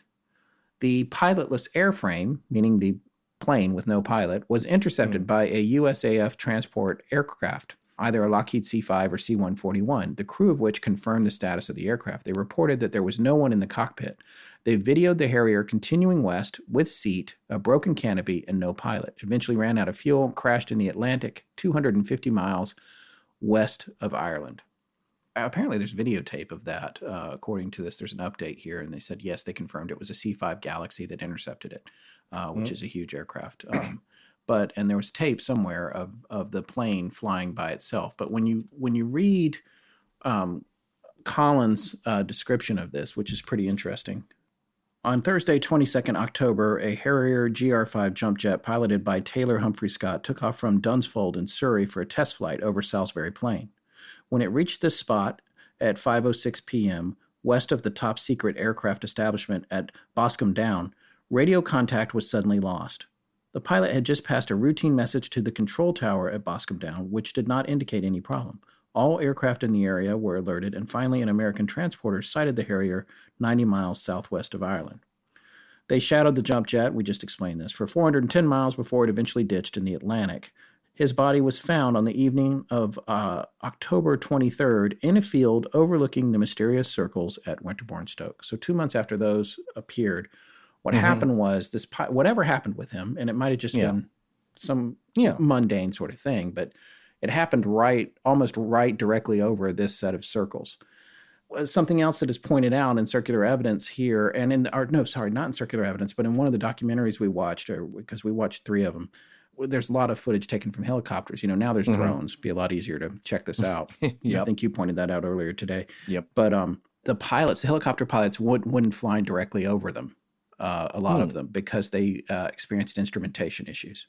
Well, as we said, yeah, that's one of the indicators that Colin says is that there's magnetic disturbance. Yeah. And electromagnetic disturbance in these things, and people can feel them. Some people feel lightheaded, get headaches, but also elated and buoyed and feel good. So it's a gamut of weird feelings when you walk into them physically. And he said that's one of the telltale signs of that being authentic or hoaxed. Yeah, and some people get sick and apparently have to get out of them. They can't stay in them. I think in part 2, there's some weird, real weird stuff that happens to Pat and Colin, and maybe Busty at Cheesefoot Head. Yeah, and it was the year after this book came out, after Circuit of Evidence, which is why it's not in there. It was the very next year, 1990, I think. Well, folks, we're going to wrap it up here. We did want to address right before we go, though, that famous story of the two old guys, Doug and Dave, who supposedly hoaxed all the crop circles, which allowed so many people to write them off. This is Doug Bower and Dave Chorley. These guys came out. They went on the news. They explained how they made them with these boards and ropes. And a good part of the world said, hey, you know what? Mystery solved. What's on the telly? What else is on? But it's interesting. When you look at Doug Bower and Dave Chorley, according to the One on Earth documentary, Inside the Crop Circles Mystery, there's a bit of a conspiracy theory, and which we're not proponents of in general, but this is fascinating in the grand scheme of things. But conspiracies do happen. There's a long list of real live conspiracies, MK Ultra, whatever, you can name them all. Mm-hmm. But when they went to do the research to try to determine where these stories came from with Doug Bower and Dave Chorley, it was put out by a press service agency called MBF Services. And some of these folks started looking into MBF Services. They could find no such press agency. Eventually, they tracked it down to an address. And the address, there was not a press agency there. And on top of that, you know who was paying the rent on the address? The British Ministry of Defense. It's Universal Exports. It's James Bond's companies. Look for Universal Exports. Well, that's because the press release and the information with Doug and Dave, it was, as described in the documentary, and I have to agree, it was perfect. It went global overnight. Mm-hmm. The whole world saw it in a matter of days. Everybody was like, mystery solved. Let's move on. Nothing to see here. It was perfectly executed. And then when they tried to source where this came from, apparently, they tracked it back to either empty space or space that belonged to the British Ministry of Defense. Well, that does echo what Colin says in this book, where he's, over the years, seen efforts by both the intelligence agencies of the U.S. and the U.K., Britain, to throw money at researchers and get them off the track with attractive book deals, all in an ultimate attempt to make you look foolish, divert you, throw some roadblocks in your way. Yeah. And it turns out those kinds of actions and the idea that possibly there's a disinformation campaign going on is just the tip of the iceberg when it comes to what's really behind the story of the crop circles.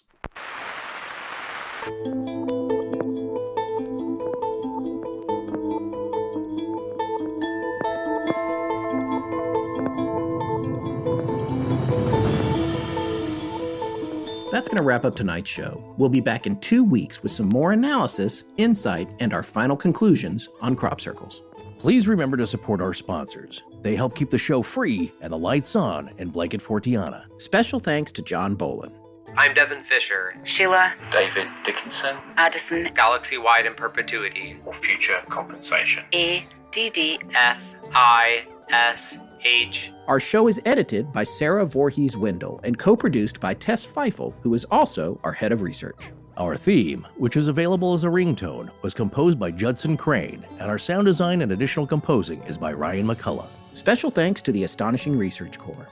But most importantly, we want to thank you, our listeners. Visit our store at astonishinglegends.com or interact with us and other listeners on Twitter, Facebook, and Instagram. You can also support the show at patreon.com/astonishinglegends, where patrons have access to additional bonus content.